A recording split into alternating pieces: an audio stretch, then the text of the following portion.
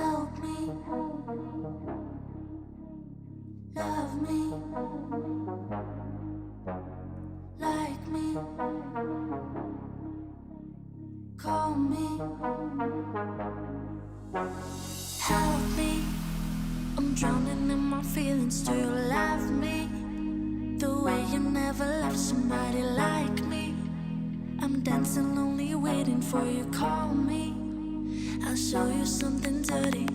SOS, SOS, baby, you can make me stress. SOS, SOS, I need you, baby, to confess. SOS, SOS, baby, you can make me stress. SOS, SOS, I need you, baby, to confess.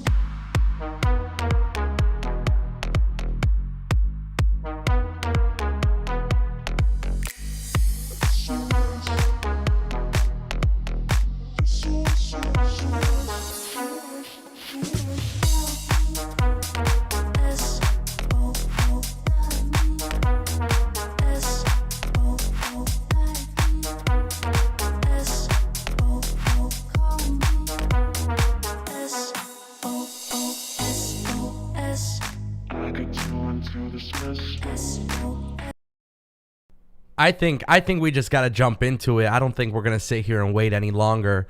My name is Zango. Supercard of Honor just went off the air. Samoa Joe has arrived. Jay Lethal has turned heel. We got new champions. Minoru Suzuki. So many great things have happened tonight. What is up, chat? What is up, everybody? Hopefully you guys are all enjoying this incredibly terrific WrestleMania weekend extravaganza. What's up, Omar, Darren, Noob, Longs, Empower, 5228, Kerry Sanders, Al. Let's see who else is in the chat, guys. Make your name known. Drop a flame emoji. Let's see who's in here, who's listening. We got a lot of stuff to talk about, and I am super amped up. Some good, some bad, some downright terrible shit, but also some really good fire. So you know we're going to talk about it. You know I'm absolutely geeked about this. My people know in the Discord, we've been chatting, we've been hanging out, we've been talking about the show as it's been going on. Absolute fire. Unfrickin' believable, that is for sure. How's everybody doing? We got Nick, Nate TV, CZ Draws, Marco Garcia, Michael Leonard, Rodan, Ray Segura, Juan Salazar, Philip, everybody, what's going on? Hey, I need you guys to click that like button. We got 200 people in here. Go ahead and click that like button. We got a lot of stuff to talk about. Absolutely incredible stuff. So much good stuff to talk about. Somebody just dropped a super chat. Who just dropped a super chat? Let's see who that was. Oh no, I almost erased myself. Super chat came from Albert Pons. Dropped a $2 super chat. Samoa Joe on Dynamite this week. Yeah. Duh. Oh my god, that's insane. Thank you, Albert, for your super chat. I agree. Sheesh. This was absolutely insane. What's up, everybody? Jamie Palmer, welcome. Polar Phantasm, welcome, everybody. Welcome. Yeah, so this was crazy. What's up, Brad? What's up, everybody? Thank you for stopping by. I am super geeked up about this. I don't think, long story short, I don't think the show was perfect. I don't think it was perfect by any means. But there was some good stuff here tonight. And that is something I definitely have to highlight. I have my notes ready. Some good, some bad. There was some stuff that I didn't like. Samoa Joe definitely ending the show was a spotlight. Definitely something we're going to talk about. Jay Lethal, Sanjay Dutt going heel. Absolutely the type of stuff that we are going to talk about in today's stream. FTR and Briscoes. Guys, spoiler alert. I might go off the rails with this one. Match of the year. No ifs, ands, or buts about it. I don't care what your favorite YouTubers say, your favorite wrestling media. I don't care if people are trying to tell you it's not match of the year. To me, that's match of the year. Right now, it's match of the year. Now, it's not saying much because it is only April 1st. But my point that I'm making is as of right now, there is nobody that could convince me otherwise. So, yes, match of the year. Brian Cage with Tully Blanchard. Whew, I did not expect that. I definitely did not expect that. This was a freaking awesome night, man. I'm just ecstatic with wrestling in general. A lot of big things happening. We got about 300 people in here. Can you guys drop that like button? Can you smash that like button for your boy? That would make me the happiest man in the world. We just got another super chat. Let's see what that one says. Oh, what does it say? Brian Medina just dropped a $2 super chat. Do you think FTR put up the ROH belts on Dynamite? Yes, they will. They will be defending those tag team championship belts on Dynamite. It will be happening. It's the AAA championship belts and the ROH championship belts. Young Bucks versus FTR 2 is taking place on Dynamite. Tony Khan has announced that Samoa Joe is all elite. We're fired up, baby. This ain't no joke. This is definitely not a joke. Wow.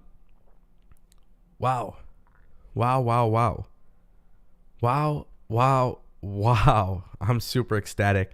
Hopefully everybody's having a good night. Over 300 people in the chat. What's up, everybody? MGT, welcome. Nelson, welcome to the stream. Austin Baker, welcome to the stream. Whew, what a night, dude. What an absolute night. Thank you guys for spending your time with me today.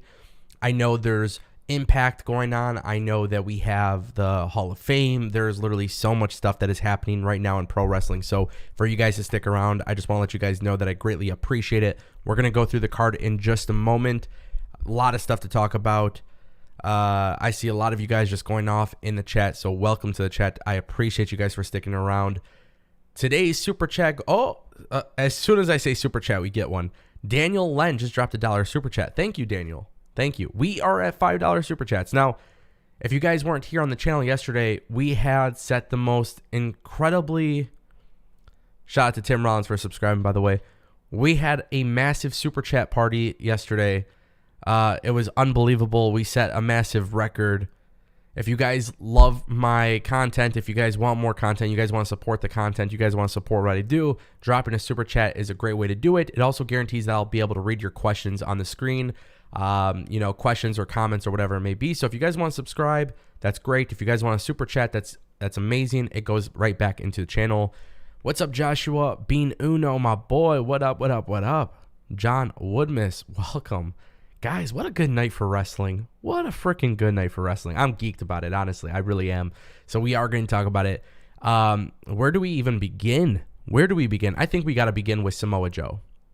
I think we got to begin with Samoa Joe. I don't think there's any other way we start this review with anything else.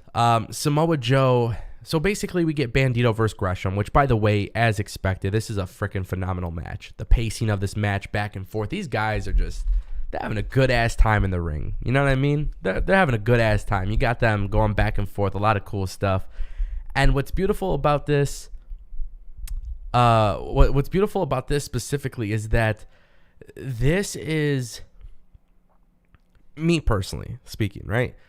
This was a great way to have a nod into history, but then also acknowledge the future. We just got a couple super chats. We got a $5 super chat from Albert Ponce. He says, there was entry bad, but the good gives me hope for the future of ROH. Plenty of new and old roster to get me excited moving forward. 100% Albert hits are right on the money.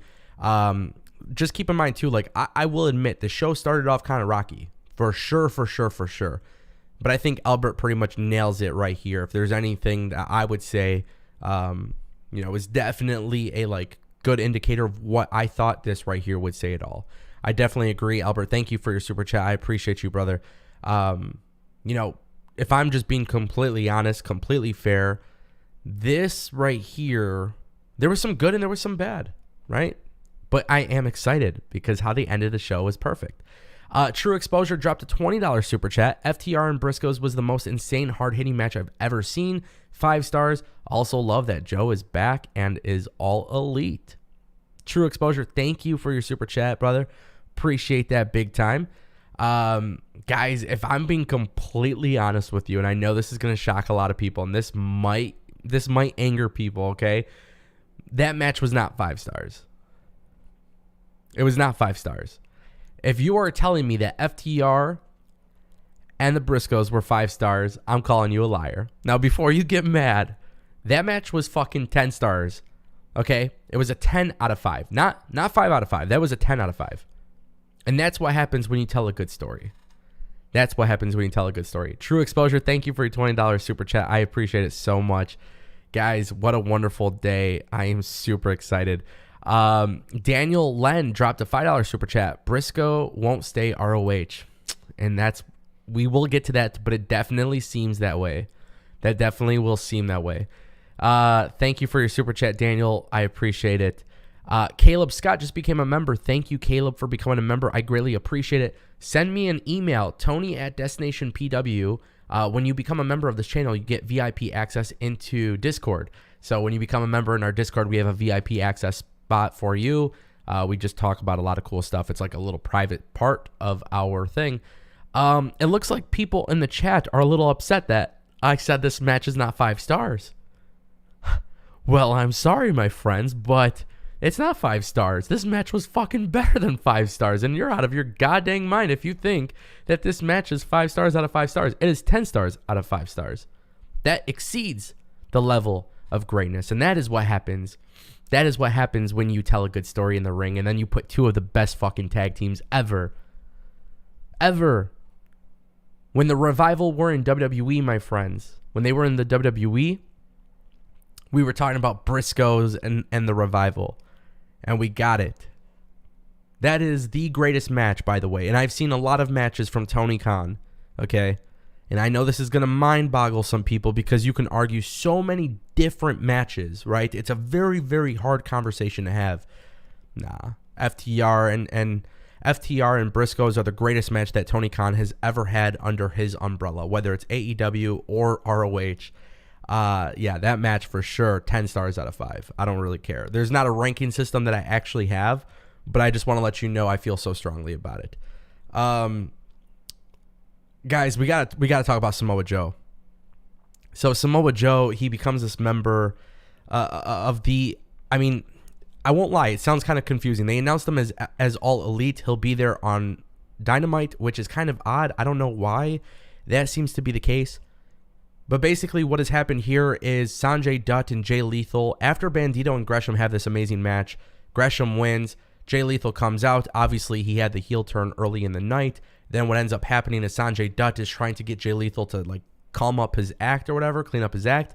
Well, no, that actually leads to Sanjay Dutt striking Jonathan Gresham, and then the music hits. Nobody knows whose it is. I mean, I thought it was pretty obvious. It kind of sounded similar to what we had seen in NXT or what we had heard in NXT. This was absolutely incredible.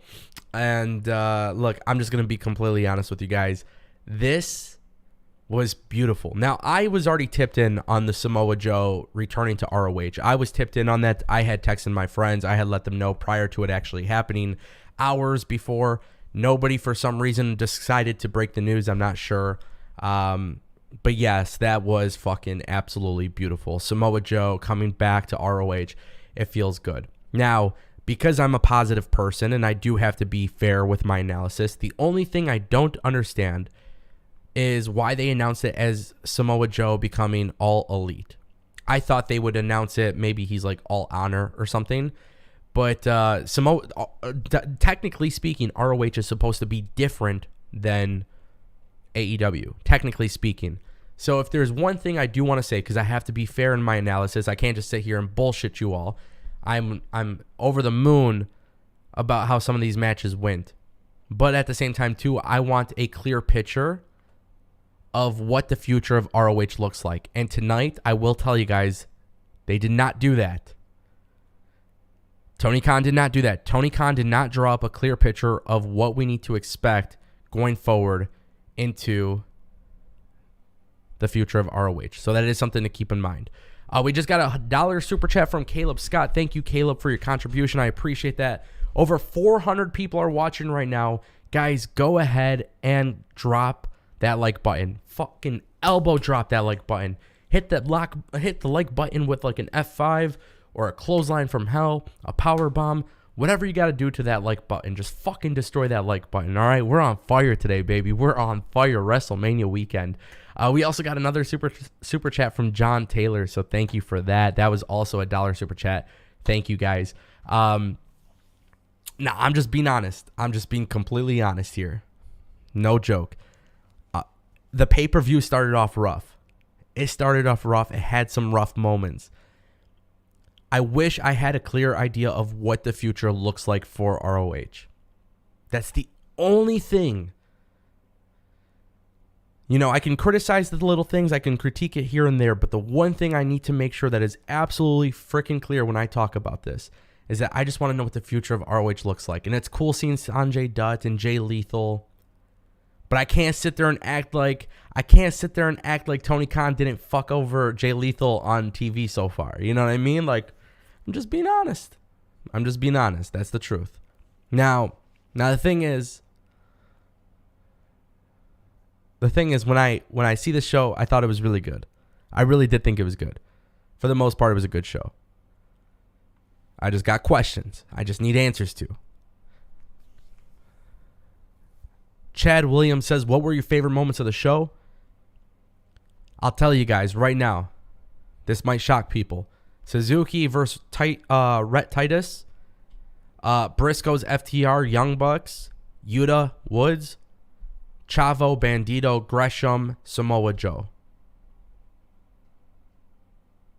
That's it.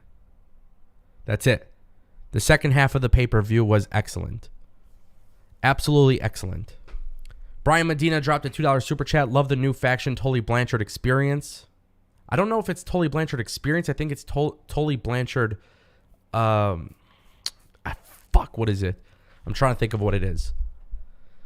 Tully Blanchard Enterprises is what it's called. But yes, Brian, we will talk about that faction as well. Thank you very much for your $2 super chat. We got another super chat from Jeff Harris for $2. Thank you, Jeff. I appreciate that greatly. Yeah, wow. Guys, we got to talk about the Young Bucks. Holy shit. That was fucking sick. Oh my God, I feel so bad. I keep swearing.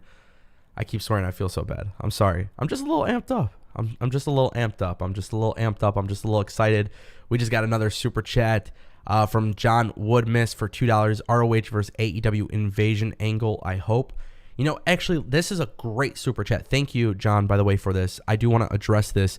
There had been rumors for a while that ROH was going to be the developmental brand for AEW. Tony Khan, doing the media scrums previously at Revolution, basically indicated that this was going to be the developmental. So, a developmental system invading the main roster, just to me, it's not, you know, it's a strange situation. Omar GS dropped a $2 super chat as well. Hated awesome match ended with Bucks to promote Dynamite. Now, I'll tell you guys why I like that. I have a feeling the word with the Briscoes and AEW and ROH, I think I'm speculating here, but I feel like that they paid so much respect to the Briscoes and then they immediately kind of like phased them out in that segment. I have a very strong feeling that Briscoes could be all elite at some point. I don't want people to forget about them. I really do want people to pay attention to that because that very well could be a possibility. Thank you, Omar GS, for your $2 super chat. We got another super chat, this time from Jamie Palmer. Tell me again, TK overpaid for ROH. 100%. I still stand by that. Don't get it twisted. I will praise the show. Don't get it twisted, though. For as much as I'll praise the show, I will tell you guys right off the rip, I still think TK paid too much money for ROH. I'll explain a little bit in depth about that later. Terrell Fulton dropped a $2 super chat. What up, bro? Love your show. Keep doing your thing.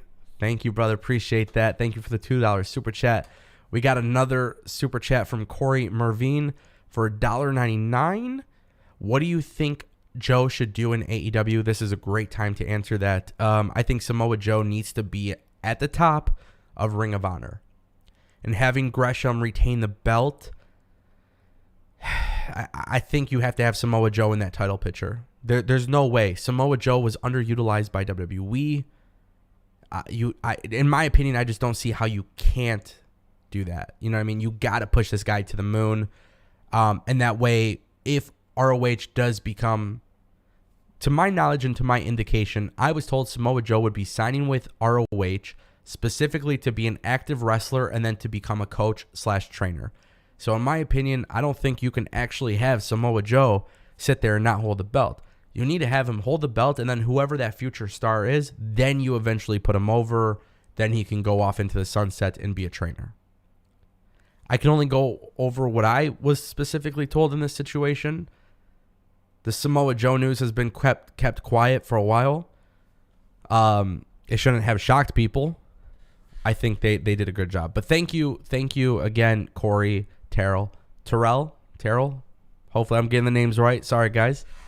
Jamie, thank you everybody for your super chats. Shit, dude, what a... Oof. Negla K says, Engo, are you going to watch the Hall of Fame? Guys, I have Impact on one screen. I got my live stream on the other. I got SmackDown behind me.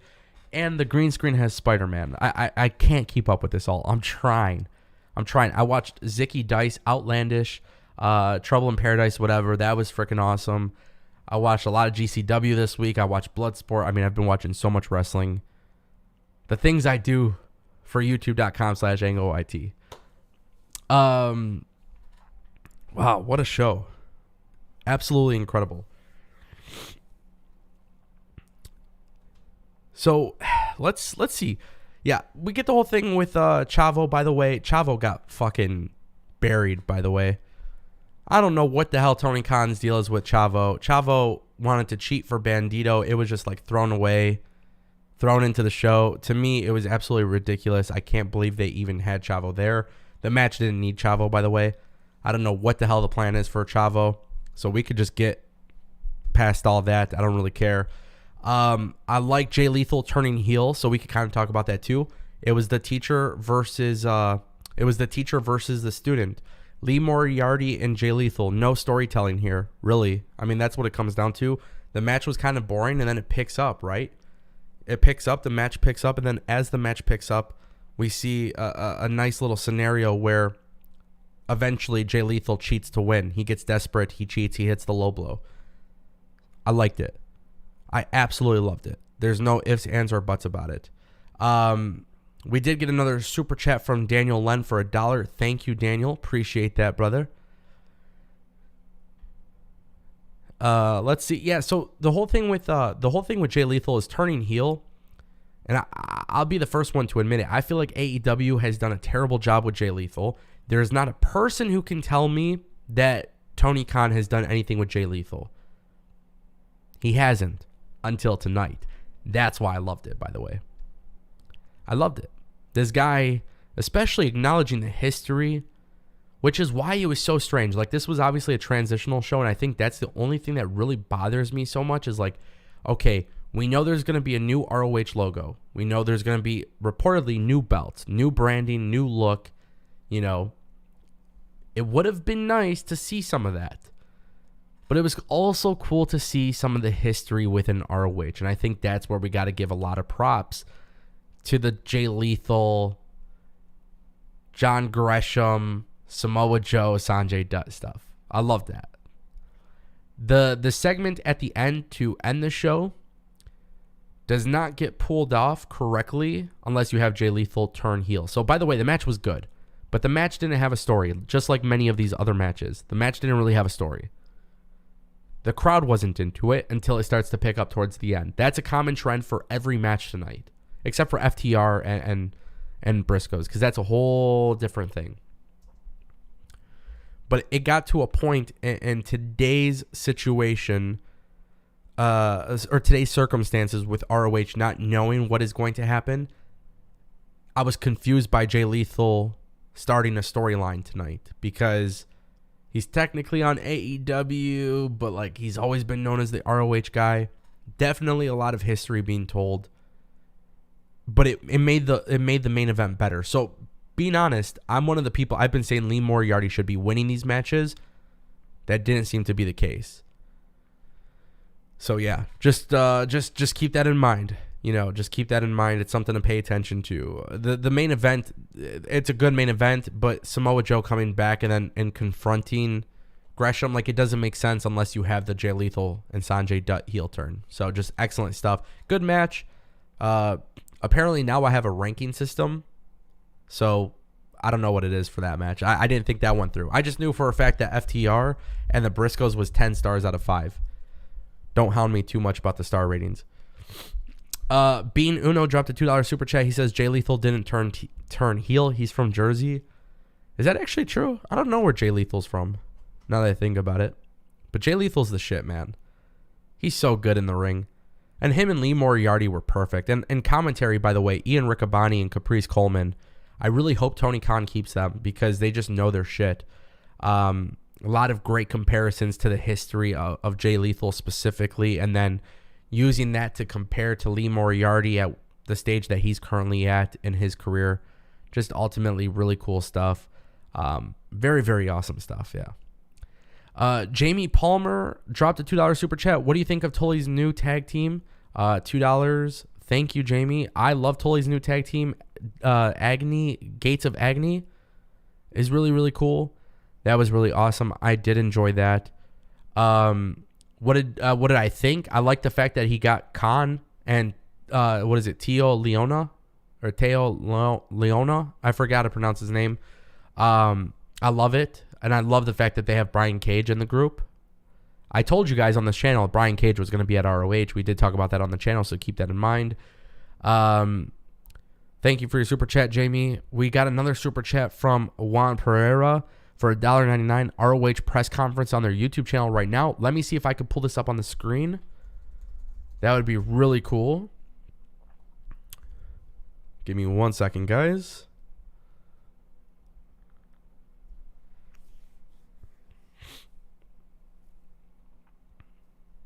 Maybe I'll be able to pull that up.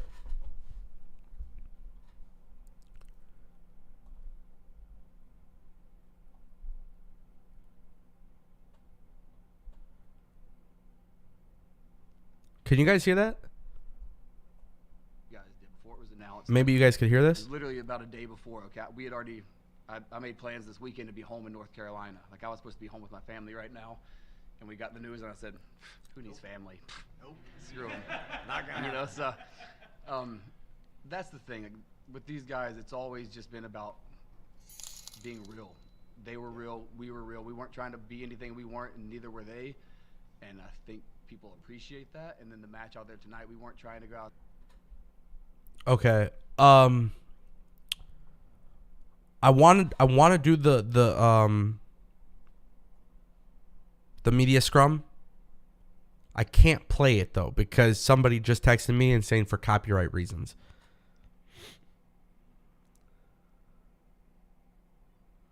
So, sorry about that, guys. I do apologize for that. So apparently I can't for copyright or something. You guys could watch that after the Ango show. Albert Pons did drop a $2 super chat, by the way. LOL, Ango dropping Scott Steiner math. Yeah, something like that. Something like that. I don't know. By the way, Scott Steiner's speech, I didn't hear it, but I heard it was really good. I heard he got really emotional, which was something I definitely didn't expect. So that was really cool. Oh, let's see.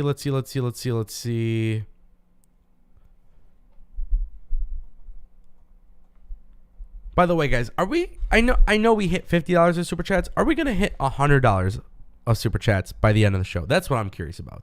Nonetheless, we're gonna keep it moving. I feel like we kind of got off track a little bit slightly, but let's keep it moving. Yeah. So we did see Ninja Mack versus Brian Cage. Brian Cage is now part of Tully Blanchard's new little group. Tully Blanchard on the pre-show revealed that Khan and Tao Leona, I forgot how to pronounce his name, my bad, I'm trying not to get off track, but new faction, new group. Brian Cage finally has plans. Tully Blanchard is taking this new group. Ninja Mack debuted for ROH. I don't think that's going to lead to anything. Tony Khan better treat this group with a lot of respect. And one of the things I actually tweeted out on Twitter, we saw FTR defeat, the Briscoes. Tully Blanchard just got fired by FTR. If you're actually building up this tag team, you can actually, give them the ROH Tag Team Championship belts. I mean, that's what I would do if I was Tony Khan. I'm not going to change my mind on Tony Khan being a smart guy who does things for the pop, because he does. It was nice to see him have Samoa Joe without the over promotion of it, But to Tony Khan has the tendency to do things for the pop, and it does scare me sometimes when it comes to storytelling. I'm not trying to bag on Tony Khan. I was happy with ROH tonight, but my point that I'm making is like FTR. I would love to see FTR eventually lose these belts to Khan and Leona. Obviously a new tag team. It looks like they might be getting a push. They've obviously been repackaged. You may have seen them on AEW Dark, by the way, so that is something to keep in mind. But just overall, it's some good stuff, man. So, yeah, Brian Cage beating Ninja Mack, just a quick match, not really that long. I loved it, though. I like Brian Cage. I think he can't cut a promo for shit. I feel so bad saying that because I really do like Brian Cage, which is why I love him being paired with Tully Blanchard, by the way. You know, I feel like Tully Blanchard is he's going to make him look good. He's going to make him look good. And Bean Uno just dropped another $2 super chat. He says, $2 for that slick hair, Ango turning heel.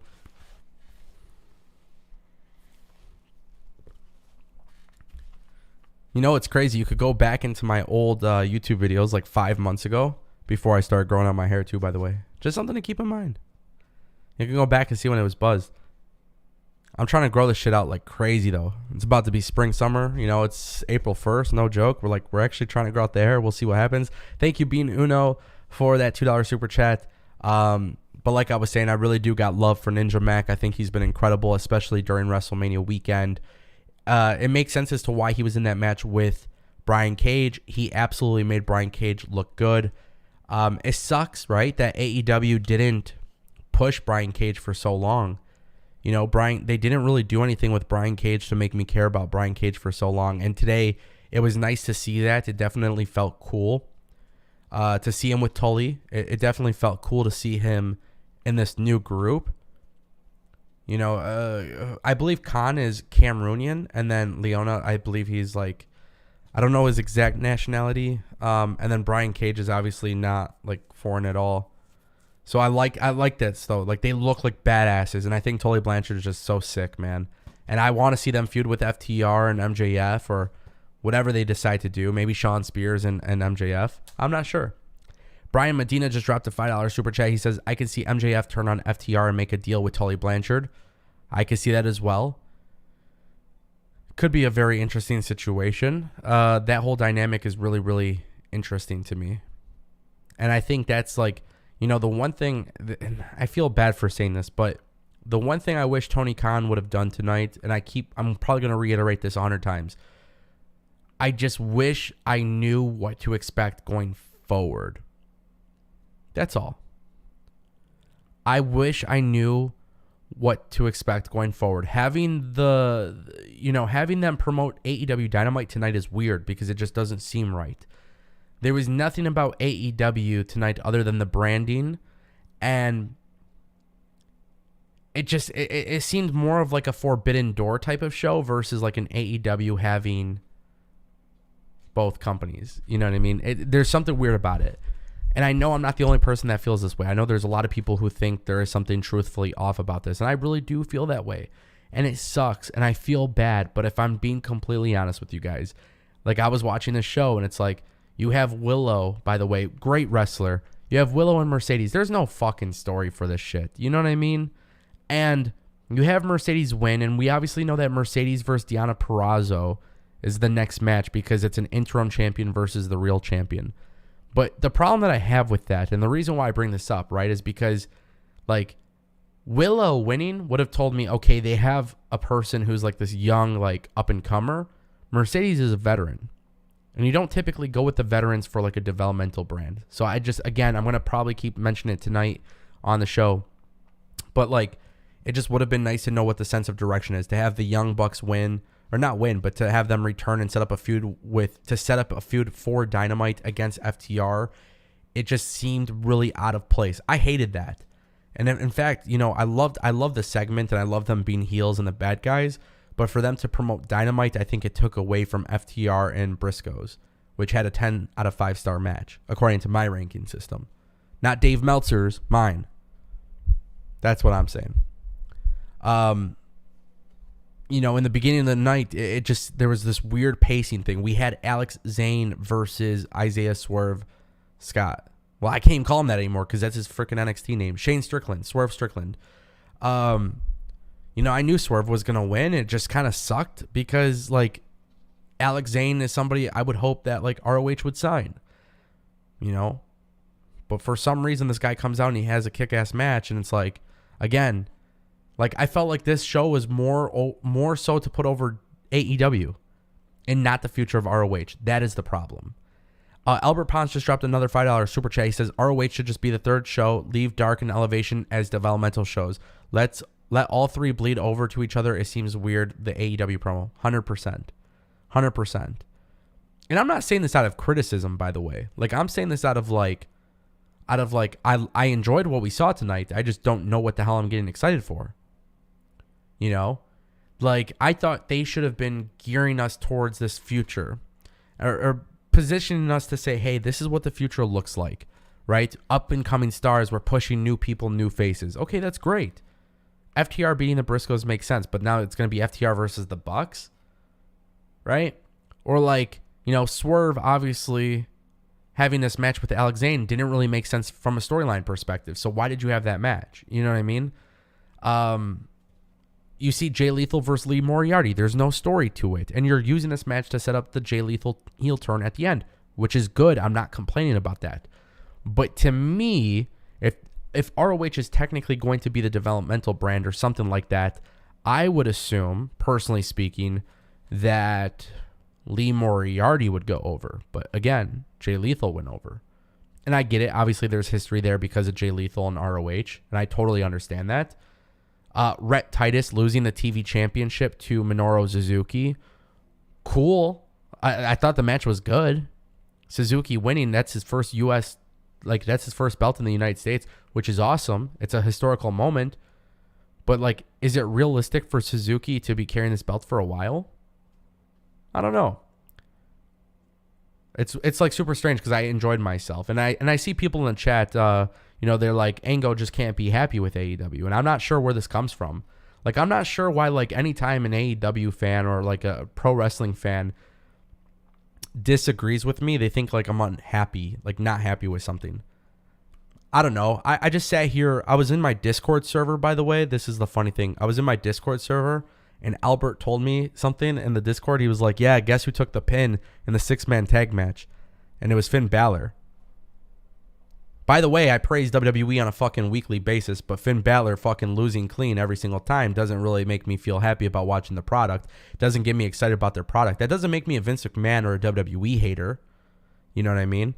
You guys, I think people just need to understand that poking fun is like, there's many ways to poke fun at wrestling or like wrestling commentators and stuff. And I think, you know, it sounds silly to tell somebody what they like or dislike is wrong.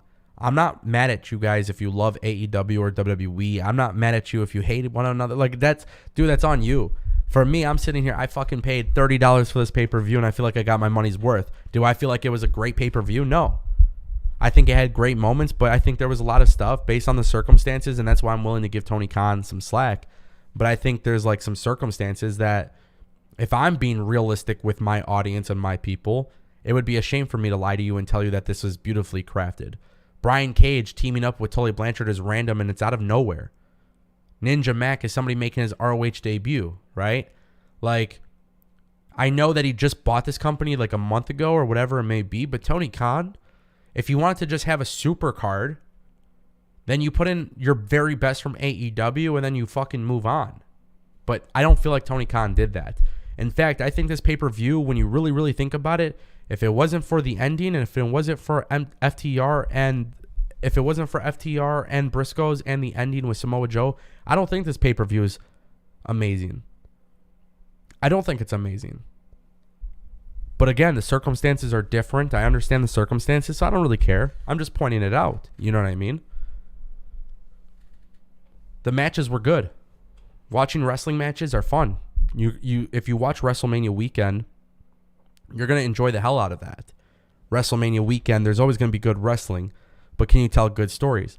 And that's why, by the way, 100% from a storytelling perspective, why do you think FTR and the Briscoes had such a fantastic match? I've seen other matches that were better physically, but with like wrestling moves. But what do you guys think it was? What do you guys think did it for FTR and the Briscoes tonight? It was the storytelling. Why? Because there's obviously been something built up, even though it's through social media. That's just me personally. Personally speaking, I think what made that match feel so much better, every move, every single thing that you see in the ring together, you know, to me personally, it matters. Big Mike just dropped a super chat. He says Vince is about to cry inducting Taker, and this is why you got to have multi TVs for weekends like this. Yes. Big Mike, thank you for your super chat. 1,000%. I got 2 screens here, a TV in the back. I mean, literally, I've been watching wrestling nonstop. So, absolutely. Big Mike, thank you for your super chat. Chad says you're just highlighting the weak links of the show. No. No, don't get it twisted. No. I don't want people to get it twisted. This was a good pay-per-view because there were good matches. There's a difference between being good and being unimportant. It was just unimportant. Like Wheeler Yuta versus Josh Woods, like that's a great match. Like it was a good match. Perfect pace. Love seeing Wheeler Yuta be technical. There's nothing negative about this. I don't want people to get it twisted. I'm watching this and I think to myself, wow, it is really cool seeing all of these great matches. But to me, all it was just a great match. There was nothing more to it than just a great match. Or great matches, you know what I mean? There's no stories to it. I don't feel a connection to it. And I know this is going to burn people. Your guys' bodies will burn when you hear these words coming out of my mouth. But that's why I get super excited for NXT versus WrestleMania this year. Because we could all sit here and talk about WrestleMania and all this stuff. You know, like when I watch NXT from top to bottom, every single match on that card has a fucking story being told. So there is a little bit more of a connection to that. WrestleMania doesn't have that this year. WrestleMania will have some good matches. They have some good stories. But for the most part, not everything is from top to bottom. This is not a situation of me being nitpicky. My job is literally to dissect and offer a different perspective. If you want to watch good wrestling matches, that's what you got out of Supercard of Honor. But if you want to feel like anything was important, I'm really not sure what the hell was actually important. You don't even know. You watched the show and it went off the air. Are you excited for Dynamite now? Or are you excited for the future of ROH? Because I thought the goal here was to be a transitional show to get you excited about the future of ROH. I just have a really, really hard time understanding that. That's all I'm saying. It's not being nitpicky. I'm a wrestling fan. I paid $30. I enjoyed this. Of course I did. Did you guys not watch Lee Moriarty and Jay Lethal wrestle? People on Twitter were complaining. They're like, this match is long. Yeah, but it's a good match. You just at that point, you just let these guys wrestle because there's not really a story attached to it.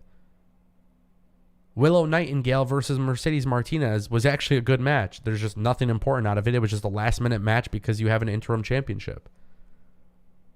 So, again, is it really nitpicky? No. I think to me, the only thing that really stood out from a storyline perspective that made me care about this show was the World Championship and the Tag Team Championship. That's all I'm saying. Now, in the chat, somebody said, why can't you be excited for both? For AEW or ROH? Well, let me ask you guys a question. When you watch WWE Raw and Raw goes off the air, are you supposed to be excited about WWE NXT UK or NXT? No, because those shows don't have parallels. And from our understanding as it is right now, there is no parallel between ROH and AEW. They're two separate entities, two separate companies, and that's actually not the case. So the reason why I bring that up is, to me, personally, speaking of AEW and ROH, we just need to know what it's going to be like. Otherwise, I do think he overpaid for it, and I don't think it's really worth having ROH. It's not like ROH had Samoa Joe signed to contract. It's not like ROH. It's not like he got the ROH, it's not like he got the ROH, he got the library, of course, but he didn't have a roster. Everybody from ROH fucking was released. So, Juan Pereira said, he's like, why would you pay $30 for the pay-per-view if you could get Honor Club for $9.99? I'll be honest with you, they promoted this pay-per-view terribly. That's actually been the biggest complaint that a lot of people have said. They said that this pay-per-view was promoted terribly. You couldn't tell where it was at, whatever it may be. So I paid $30 Fight TV. I bought that, Impact, what else? Some GCW stuff. I mean, I bought a lot of pay-per-views this year. True Exposure dropped another $5 super chat. Love your honesty, bro. Need more people like that. Too many soft people these days. Yeah, I mean, I'm just being honest, right? I mean, I could lie to you guys. It's not a problem. I could lie to you guys and just tell you, hey, it was great. It was great. It was great. But what the hell is the point of me doing that for you guys? To just tell you everything is good? I'm not sitting here telling you that I feel cheated out of my money. I'm not sitting here telling you that Tony Khan put out a bad pay-per-view. I'm not telling you guys that this pay-per-view sucked. I'm just telling you that there was nothing that screamed it was important, and there's nothing for me to look forward to. Because there's a lot of confusion here. We all went into this ROH purchase thinking that it was separate. Tonight it didn't show us that. So expectations are completely off. But also, did I enjoy it? Yeah.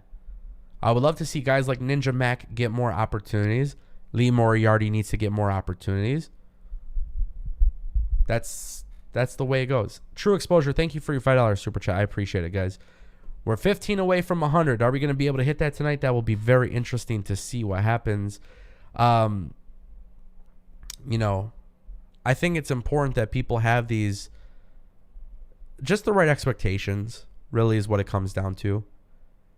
You know, when you watch WWE Raw and SmackDown, it's a brand split, so you know that technically they're different, and they're different from NXT.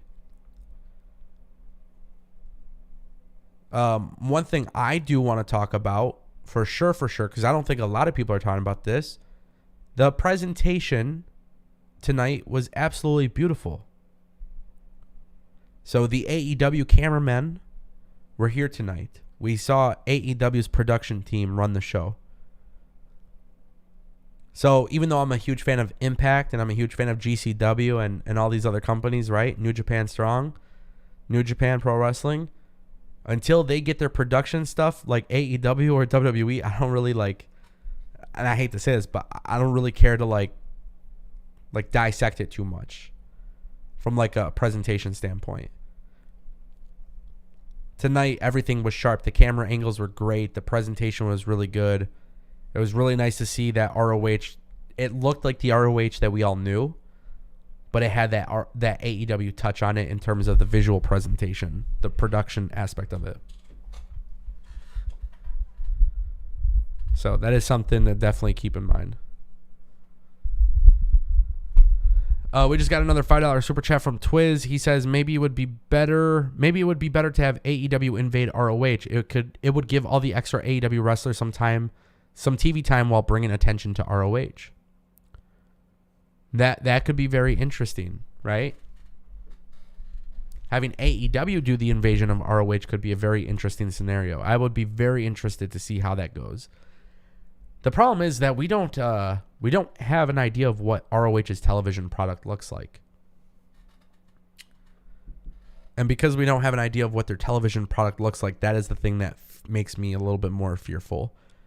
Like if it's a weekly television show on True TV or something, you know, like I thought for sure when they had Samoa Joe, like I thought they were going to say, hey, Samoa Joe signed to ROH. But no, Samoa Joe is all elite. So I don't think they're going to treat ROH like a separate company. I think they're going to treat it like a separate TV show under the AEW brand. That's not a bad idea. They just need to be very, very clear about that. And by the way, to the credit of Tony Khan, he does have media scrums going on right now, so that very well could be a thing that they're talking about. I don't know. It is something I'll definitely do my research on. But that's not something that you explain at the media scrums. That's something that you're going to explain to your audience on television. Because commentary, definitely throughout the night, they had said, like, oh, we don't know the future plans for ROH. Like, it sounded like people were not really kept in the know. So that is something to keep in mind. I think So if you guys ask me what I think, my two favorite moments for sure, just the two matches itself saved the night. FTR and Briscoes, and then Gresham and Bandito, because those two matches actually had stories attached to them. Wheeler Yuta winning the belt was awesome. That was freaking sick. Like, I give Tony Khan a lot of props for making that happen. That was very exciting to me. Suzuki beating Rhett Titus. Great match. It wasn't too long.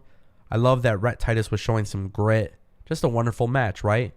Again, no bigger storylines attached to it, but just good matches. Overall, this is a good show. Overall, just a good show. The biggest highlight of tonight was Samoa Joe returning. You know, and seeing him in the ring with Sanjay Dutt, Jay Lethal, and Gresham, it's a nice nod to the history of ROH, but it's also a beautiful nod to the future of ROH. And one of the things I think a lot of people are excited about is seeing what happens with Samoa Joe.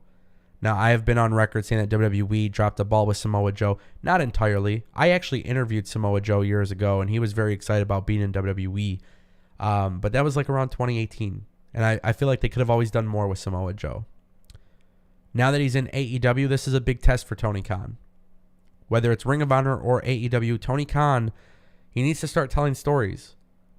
And I think he has the potential to do it. It's just whether or not he's going to do it consistently. Less explosive moments, less big pops, more storytelling. Establish what the future of ROH looks like. What does it look like with Samoa Joe? Is Samoa Joe an AEW wrestler or an ROH wrestler? Because that return was massive. His music hits. I'm shocked that nobody knew it was his music. It sounded it resembled a lot of his music in WWE. It definitely had that Samoan, like, island, like, hip-hop vibe. It was fire. Just beautiful overall. Listen, you can forget about everything that happened tonight. Samoa Joe, FTR, and the Briscoes. That right there is beautiful stuff.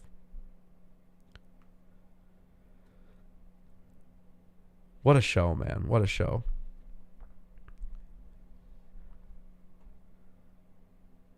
Frank says, what's next for the Briscoes? I don't know. It almost seemed like they could be staying with AEW or ROH. I have no idea. They made it very clear. The Briscoes, they made it very clear that whatever's happening with the Briscoes, it got fizzled out right away when the Young Bucks came. So I don't know what the hell they're doing. Zachary just dropped a $4.99 super chat. Clearly, this revealed one thing. ROH promoting Dynamite shows. Warner will be distributing the show. I have hope for ROH. TK did a good job with the pay-per-view. I agree. Again, I don't think it was a bad show. I am extremely happy that Samoa Joe's there. I'm extremely happy with the outcomes. I don't think there was an outcome I really disagreed with. Maybe the Mercedes Martinez one, just because she hasn't really been doing anything great on television. But, yeah, that one was very interesting. But just in general, I mean, I think every outcome made sense. Yeah, I mean, I'm trying to think what there would be. Maybe Lee Moriarty, like the Lee Moriarty, it would have been nice to see Lee Moriarty win, right? But like him winning then would have made the Jay Lethal thing very weird. Unless you had Jay Lethal lose and then turn heel, maybe. Perhaps that could have been the situation. I'm not sure. Ninja Mack versus Brian Cage. Like, Brian Cage winning was great.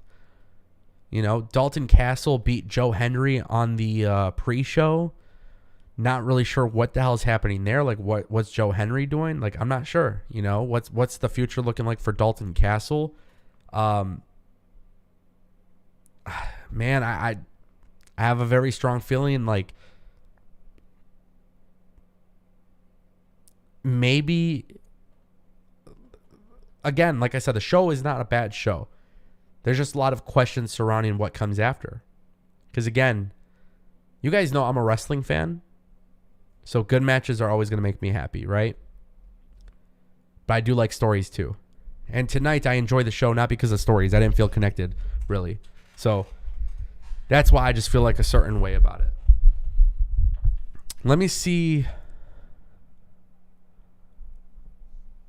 Let me see.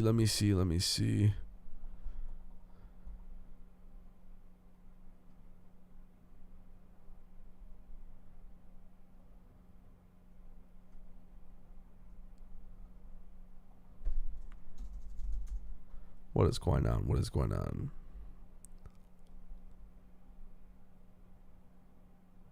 By the way, where the hell was William Regal? Just something to consider. I don't know what the hell happened. He was supposed to be on commentary tonight. They didn't show him. That was strange to me. I did find that to be strange. Robin says, I wish ROH and AEW was like a brand split, 100%. They definitely didn't split the brand, that's for sure. That's the issue I had, man. I just, out of everything, the good wrestling matches, you had some good storytelling. Why couldn't you just tell us what the future fucking looks like? Not everybody's going to be looking at media scrums. Not everybody's going to be paying attention to that. Zachary just left another $1.99 super chat. Do losses on ROH count for AEW wins and loss record? We don't know. They didn't say anything. There was, I forgot what match it was in, but in one of the matches, the wrestler was literally asking the ref, hey, do we still have the 20 count? Like, there was a lot of things that, like, it was weird, man. It was so strange. There was just some things I just wish they specified, you know? Now, what happens on Dynamite, right?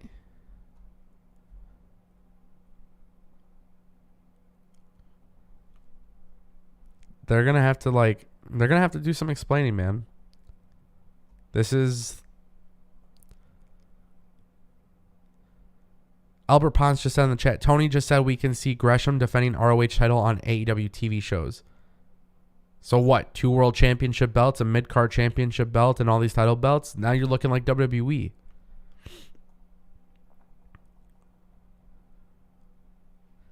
That's strange.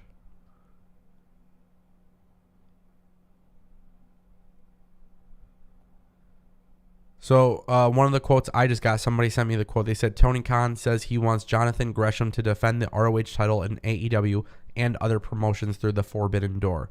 Gresham says he wants to make sure ROH lives in, and now that TK owns ROH, he could do that. If it weren't for Tony Khan, then the honor would have died. Yeah, so that to me doesn't sound like this is going to be a... it doesn't sound like it's going to be a developmental then.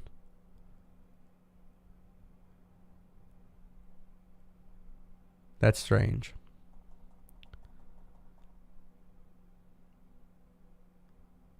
So maybe I'm in the wrong here. You guys could tell me, but maybe I'm in the wrong. But maybe AEW and ROH is just another way to have matches and keep the tape library. I don't know. Maybe we won't actually see a weekly television show like he actually says. Maybe. I mean, I could be wrong, but...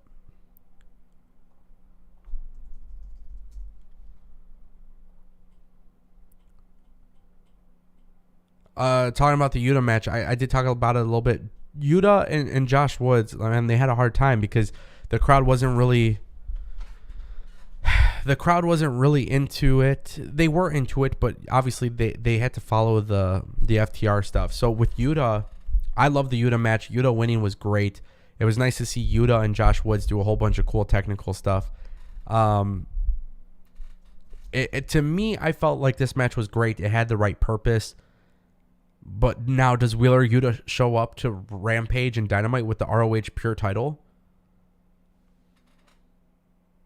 To me, that's just a strange thing. You know, let's do this. Let's bring in Billy. I know you guys all seem to really enjoy the conversation that I had with Billy the other day, so I'll bring him in. He's actually not a hardcore fan with ROH. He doesn't really watch ROH, so we'll ask him. Robin says, let it play out, Ango, LOL. I do try to play. Look, I love letting shit play out, by the way. Let's just make that very clear.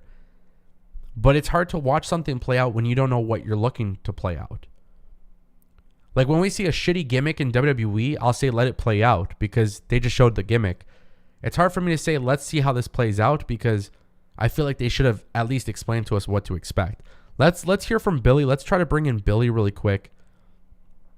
Maybe Billy will have a different take. Once he joins. Billy, you're live on the air with the Ango Show. How are you, brother? Good. Hey, I want to bring you in because you're actually not a hardcore ROH fan. And this was, I think, your first ROH pay-per-view that you've actually purchased. Is that right?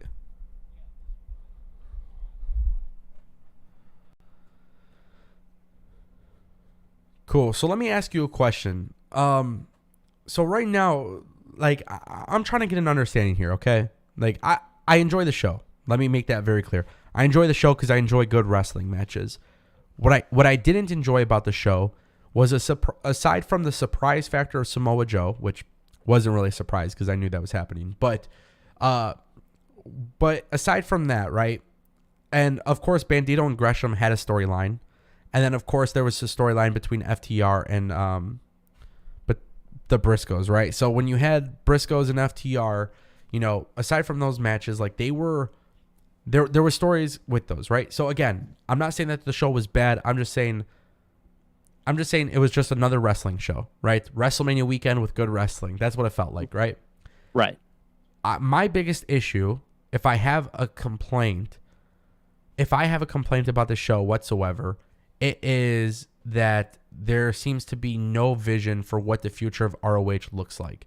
Now, as somebody who is not a hardcore fan of ROH, would you agree with that? Like, you don't really watch this show. You watched a little bit of Final Battle and you watched this, right? So give me a breakdown of that. Like, what are your thoughts? So let me break it down for you, man. My thoughts on the show. First of all, it was a great show. I mean, wrestling-wise, phenomenal, right? Yeah. We know that. But truth be told, I was just a little confused. And hopefully, if there's anybody else who wasn't a big ROH fan or didn't watch a lot, hopefully you can, relate with me a little bit. I felt very, very confused. And not in the sense of like, oh, this doesn't make sense. It was in the sense of where are we going? Okay, because one thing that I really want to pinpoint is, okay, so we don't want Ring of Honor to die completely, right? That's kind of what the whole thing has been, is we don't want Ring of Honor to completely die. And then I seen all the titles change hands and they went to AEW Superstar. So I was like, okay, so are we just completely getting rid of the past Ring of Honor Superstars and moving forward with this AEW brand? I have no clue what's happening. Truth be told, I really feel like I have no clue what's happening. The show was great, but I'm not seeing the vision. It's confusing me a little bit. Yeah. So it seems like you're kind of like on the same page with me. It feels weird, man. It feels really weird. It's somebody said it in the chat, and I wish I could see who said it. Albert Pond said in the chat, he said Tony said at the media scrum that Samoa Joe will be on both AEW and ROH. What the fuck? So yeah, I mean that right there, like, it's confusing, bro. What? No, it's not confusing. It's just idiocracy. Like, that to me is ridiculous. And I'm just trying to be realistic here when it comes to being a wrestling fan. This is what I hear all the time. They say WWE's brand split sucks. Then WWE goes away from a brand split, and then apparently not having a brand split sucks. You're damned if you do, you're damned if you don't. Boom. So my whole thing here is like with AEW and ROH, literally, like, you buy another company, then why? Like, did you spend $40 million or whatever the hell it cost just to keep the name and the tape library? You took the words out of my mouth. I was just about to ask. Now hold on. I'm not a financial. I'm not a financial. I'm not a financial guru. I don't know. I don't know about I don't know anything about buying a $30-40 million company. But my thing that I'm thinking of here is, like, if I was a business person, is the ROH name going to make me money? Because I can't see that. If I'm going to put my AEW guys on ROH, I can't see that. Well, that's what I'm saying. What's happening to all this talent, bro? Where's all this talent going? What are you doing with them? Did they got rid of contracts, right? For some talent, they have per appearance contracts. It's per appearance contracts. Okay, so what's happening with all this other talent? I don't know what's happening to, like, Josh Woods, for instance. What's his future like? Obviously, the dude's a great wrestler, but what's his future like? Yeah. So really quick, I want to address this because I'm I'm live. I'm off the hook. We're going straight. I'm shooting straight from the hips. So Jose Ortega says, I don't know where this is going. Maybe just be patient and wait and see. So I get this, right? I get this question. A few people have actually said this in the chat. Now, the most important thing is like, when you spend money on a wrestling pay-per-view, which, by the way, I can only go off of what Tony Khan said. Tony Khan said William Regal was going to be here. William Regal was not there for whatever reason. Don't know why. No announcement made of it or anything like that, but he did promote that. Now, my point that I'm making to all of this is that there has been a lot of talk about what AEW and ROH will look like coming from Tony Khan. I watched this show based on what Tony Khan said, and I don't see what he said actually come to fruition. So here's the thing. That's my thing. I purchased this show from what he said. Because I was supposed to get excited about the future of ROH. Right. Now, again, I can be patient and wait and see, but patience is very difficult to have in pro wrestling because not only do I cover Raw, SmackDown, NXT, Rampage, Dynamite, Impact, NJPW Strong, GCW, I cover all of these shows, and now ROH, I'm supposed to be patient and see what happens. Listen, I'm a wrestling fan. Of course, I'll be patient and see what happens. But as a consumer, I just can't imagine telling people, hey, this is what we're going to do. And then, by the way, you should tune into our show because we're really good at pay-per-views, right? And then, by the way, like, we're going to start letting you know, like, what to expect. And then what ends up happening is you buy the show and you watch it and you're like, oh, okay, it just doesn't look like a new show. It's just a wrestling show. Like, I just wish there was a little bit of clarity because I could be patient. But by the way, I have been watching AEW, covering it since the very beginning. I've been patient. There's no more patience. You either get it right or you don't. Because just like WWE and just like Impact, if you're not bringing me good TV on a weekly basis, I'm not watching it. I'm not like these other people on YouTube who sit here and bullshit and watch everything because they love it. And then it turns out like they don't actually love it. You know what I mean? Like, my audience has seen before. I used to not watch Raw because I thought Raw was garbage. Literally 900 plus videos on this channel. You could go back where I would go on video and be like, this shit fucking sucks. So me personally, I'm a very patient person. I am always the type of person to let it play out. Even with WWE, I get burnt out from it. But at the end of the day, when TV is good, TV is good. I was very happy with all of the matches and all of the outcomes for the most part. I was very happy to see Samoa Joe, Jay Lethal. The heel turn to me was like, I wish you guys did this with Jay Lethal 6 weeks ago on Dynamite, but you didn't do anything with Jay Lethal. So because he's just been wrestling on Dynamite and for sure made sense. So I thought for sure when Tony Khan was hyping up Supercard of Honor, I totally assumed, based on the fact that he actually brought in names that weren't signed to ROH or AEW, I thought, wow, this guy, I mean, he announced Alex Zayne, he announced Ninja Mack, he announced all of these different talented people that were not signed to ROH.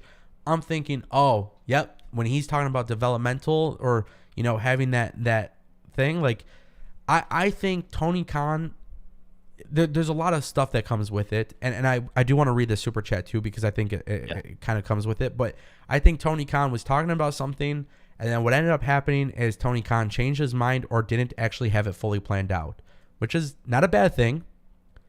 But I do want to point out Zachary left a $4.99 super chat. I think the media confused what TK said when he was talking about ROH. I think when he mentioned NXT 2.0, people assumed he will make it developmental. Well, when Tony Khan was talking about it, I remember specifically I was paying attention to his media scrums, and one of the things that really struck out to me was the way he would talk about what NXT is to basically WWE's Raw and SmackDown. And I think, you know, when I look at AEW's product, by the way, I see a lot of people will say, oh, well, Dark and Elevation are developmental. Well, it's not developmental. Let's not lie and say it's developmental. Yes, Tony Khan does use that as a way to have tryout matches. It is a good way to look at talent that he might want to sign or whatever it may be. Yes, but they're not bringing them there to train. For sure. Exactly. It does give him a little bit of experience in that regard. I guess it could be somewhat compared to NXT in that regard. But but they're not learning how to use the hard cam. They're not. I mean, what they're really doing for Dark and Elevation is to pad the records of their main roster guys. That's what the shows are really used for. That's what the real thing is, and that's totally fine. Now, people are asking in the chat. They say, well, wins and losses, do they matter in ROH? Like, what are the rules? What are the championship belts? I can't really see, like, you know, and again, it just, to me, there's just way more question marks. And I'm not complaining about it. It might sound like I'm complaining. It might sound like I'm pissed off. Nah, fam. I spent $30 on this pay-per-view, and I felt like every penny was worth it. I was watching it. That Briscoes FDR match, that right there took the cake for me. It doesn't get better than this, bro. It doesn't get better than that. And by the way, you know, I see some people, they'll mention in the Discord or they'll mention on Twitter, they'll be like, oh, this is the best thing ever. This is better than WrestleMania. Listen, if it's better than WrestleMania to you, that's great. To me, I don't really compare wrestling shows one to another. Like, to me, that's not my experience. My thing is, hey, tonight I saw a lot of great wrestling. And what's really cool is tomorrow there's going to be a lot of great wrestling. And Sunday there's going to be a lot of great wrestling. You know what, though? I do want to make it very clear. Just as there's going to be a lot of great wrestling, you know what there's also going to be a lot of? Some pretty bad wrestling. Okay? Yeah. So the thing is, like, to me, it's not, WrestleMania being compared to Supercard of Honor. 1,500 people in seats versus 60,000. There's a difference. Not everything has to be a fucking comparison within these companies. Sometimes we compare a little bit to have a like-for-like comparison to, like, try to figure things out or maybe understand things better. But at the end of the day, the things I like about wrestling is storytelling. So it should not shock anybody whatsoever when they watch this review to find out that I absolutely gave FTR and Briscoes 10 stars out of 5. Why? As they deserved. Bro, I had chills watching that. I literally had goosebumps watching it. That's excellent storytelling. There's nobody better than them. And then the funny thing is, too, I was like, wow, man, it was really cool to see the Young Bucks and go extremely heel, right? But then, you know what I really felt when I saw that happen? I was like, well, I thought ROH is going to be like a developmental brand. I thought it's a separate company. But really what it felt like was I was just like, oh, okay, so this is like another version of Rampage when I saw them set that up. And to me, that's a very, very, again, I'm not a financial advisor, but that sounds like a very costly acquisition just to have another wrestling television show. I thought there was more purpose to it. And again, it's very early in the stages too, but that's why I'm confused. And I just found it very odd, you know? Yeah, man. I mean, it completely felt odd. Like I said, I'm not the biggest ROH guy, so I'm not going to sit here and speak like I know about the past and all this and that. But Tony Khan's trying to get me involved with their future, and I'm just confused on where it's going. And I want to understand why. I want to know where this is going. And right now it seems like there's no blueprint. I'm hearing developmental. I'm hearing, maybe a brand split. I'm hearing this. I'm hearing that. It's like, okay, I got it. You didn't tell me anything new or anything that I didn't already know, if that makes any sense. Yeah. And by the way, there's nothing wrong with having a third wrestling show. Oh, no, absolutely not. There really isn't. You know, like, I don't think there's anything wrong with AEW having a third wrestling name or a wrestling show. But then I think you need to just explain to your audience what they're getting invested into and what they're buying into, because, you know, I can't speak for other people, but when it comes to me buying pay-per-views, right? Like, if I buy AEW full gear for $50, I typically buy it knowing damn well I plan on buying Double or Nothing or Revolution or whatever the next pay-per-view is, because I constantly want to see what it builds off of. And for me, I just felt like, okay, this was just like another good wrestling show during WrestleMania weekend. And again, there's nothing wrong with that. I just thought we were going to start getting an understanding of what ROH will be like. And also, too, just really quick, I was going to say, and if you're not going to explain it, you know, on the program, don't do it on media scrums. Don't do it on media scrums. That's not the way to do it. Not everybody's watching those. Bro, some people, just so you know, there's people that show up to ROH Supercard of Honor because they hear about it on the street and they go buy tickets. I mean, it's WrestleMania weekend. Let's be real here. Yeah. You know how many casuals are in over there right now? Not everybody who watches ROH is a hardcore fan. Yes, maybe a good portion of it, but I do think there's a casual audience that it's like, oh, Ring of Honor? I remember hearing about that before. I'll watch it. And now you have no idea what the future holds. Like, it's kind of strange. And one thing I want to say, dude, is do I believe that Tony Khan has a direction for it? I do. I think he's staying low about something. We don't know what that is. So I really want to put that out there, that I do believe Tony Khan has something planned for the future that maybe we're missing. I mean, bro, you announced Samoa Joe is all elite while appearing on the ROH show. Like, I mean, no offense, but That's just not the way to do it. That to me was a very, very, very, again, if that's your vision, I don't see how that makes sense. And it doesn't make sense. No. And you know what else doesn't make sense? Go ahead. I had SmackDown on the other screen today, and Finn Balor got pinned on TV again. That also doesn't make sense. And it doesn't matter. These guys are going to keep getting rich and keep putting out their wrestling product. And You know what I'm saying, bro. They're Like, still going to pop we can- for it. I get it. They're still going to do their thing. But I'm not going to lie. Like, I just think, like, I was watching this shit, and I just, like, wow, it's amazing that they have good wrestling shows, but I'm trying to be bought into it, and I'm not bought into it. Like, I'll be honest with you, based on this show, I would not sit here on a Friday night and cancel my plans just so I could watch a show like that ever again, because I don't have a connection to it storyline wise. I don't mind watching good wrestling matches, but I could watch those on demand right after when I get home. You know what I mean? There's no urgency to watch it.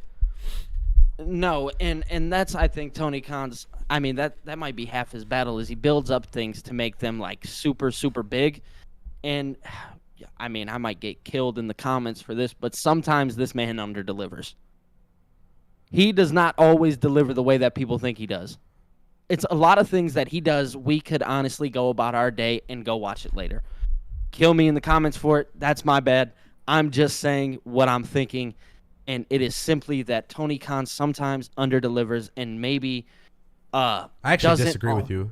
I disagree. Yeah, with go you. ahead. Yeah, Yeah. please. No, go ahead. Tony Khan always delivers good stuff. That's not his issue. Is not delivering bad stuff. Like, I've never really. Maybe on my hand I could count on one hand how many times he's actually delivered bad stuff on television. But, yeah, and I'm not trying to say that it's all the time. But what I'm saying is that right now, and I think Vince McMahon and WWE say it best, but they're not just competing with other wrestling companies. They are literally competing with all forms of entertainment, which that also means, sports and music and sleep and all these things, right? WWE always talks about that because there's a lot of things to capture somebody's attention. And if I wasn't a big wrestling fan, personally speaking, I don't think ROH tonight would attract somebody to be like, hey, you should tune into Wednesday Dynamite to see what happens.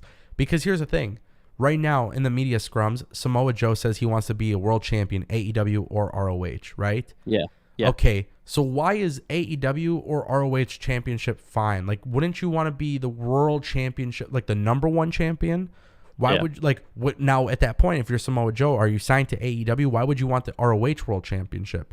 Right, because if I'm in AEW, it doesn't. I'm not going for the Ring of Honor title, especially if the Ring of Honor is below me. And by the way, right, people are saying, well, what about wins and losses? Well, Mercedes Martinez was given this interim championship match. Well, do the AEW rankings, do they take place or take into effect with ROH? Like, none of these things were explained. I get it. Tony Khan's in the worst position of all. And that's why I said it's not that Tony Khan under-delivers. It's Tony Khan does whatever makes sense to make, for the most part. He does have some really good long-term storytelling, right? We've seen it with Hangman and Kenny. We've seen it, obviously, with Wardlow and MJF. But aside from a few scenarios, for the most part, he is worried about delivering a really good episode or a really good show and then moving on to the next show and trying to deliver another good episode or another good wrestling show. And I think that's a problem. Yeah, I was about to say, that's half my battle. It feels like he's always trying to move to the next. He's never focused on the now. Yeah. I can agree with that. You agree with that? Okay, Yeah. because that's half my battle with Tony Khan, right? It's you're so focused on what's going to happen next, what's going to happen next, what's going to happen next. What happens when you run out of next? What happens when there is no next and you need to focus on the now? Then what do you do? So, and it's not even, regardless if ROH is developmental or not, right? Like Swerve was there. He had a match with oh, dude, and that match was killer. Great match, right? And I don't expect anything less from Alex Zane and Swerve. Now, and I had no idea who Alex Zane was, by the way. I want to point that out. So Alex Zane is like, I mean, as great as it as great as he is as a wrestler, he never really got the big break. Like, he's done some stuff in GCW. He got signed to WWE, was on 205 Live. WWE didn't really have a direction for him. They didn't do anything. Now the thing that I'm saying here is that with Swerve, for example, he has this great match. Awesome. Now, I understand that ROH is another entity, right? And this is where my confusion lies. ROH is technically another entity, but Swerve is on this show. but there's no continuity of Keith Lee, Powerhouse Hobbs, or Starks. Now, I'm going to assume that's because Rampage was pre-taped, which threw in a wrench in plans. I guarantee there's some sort of connection there, right? But there's no continuity. So this match was just thrown together, and it's a great wrestling match, which is fine. Again, I'm not mad at that, but it kind of concerns me because it's like, okay, well, this didn't even really set up anything for the future of Swerve, so he just won another match. Okay, well, does that match at least count towards his record? We don't know. They didn't say anything. To me, there's a lack of direction. That's the best way to sum it up. And I will say this too. Tony Khan, he is going to have fans going crazy every single time he delivers on a big surprise. But if he can't deliver more than that, I don't see ROH or AEW having long-term success 20 years from now. I don't see it. That's crazy, but I don't see it. Go ahead. So I want to ask you, when do we hold Tony accountable for that? We don't hold Tony accountable. You make the choice as a wrestling fan to whether or not you want to buy the pay-per-views or watch the shows.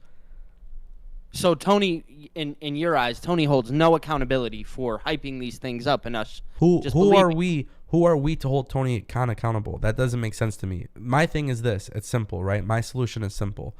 Okay. WWE SmackDown, for example, they have at certain times, they have their mid-card champion being pinned on television. To me, I just think it's silly because you have Finn Balor being pinned or Finn Balor being thrown out of the ring, or you have Finn Balor, like all of these different things that you can imagine, right? He's your mid-card champion, and I'm supposed to be excited about him when he's on TV.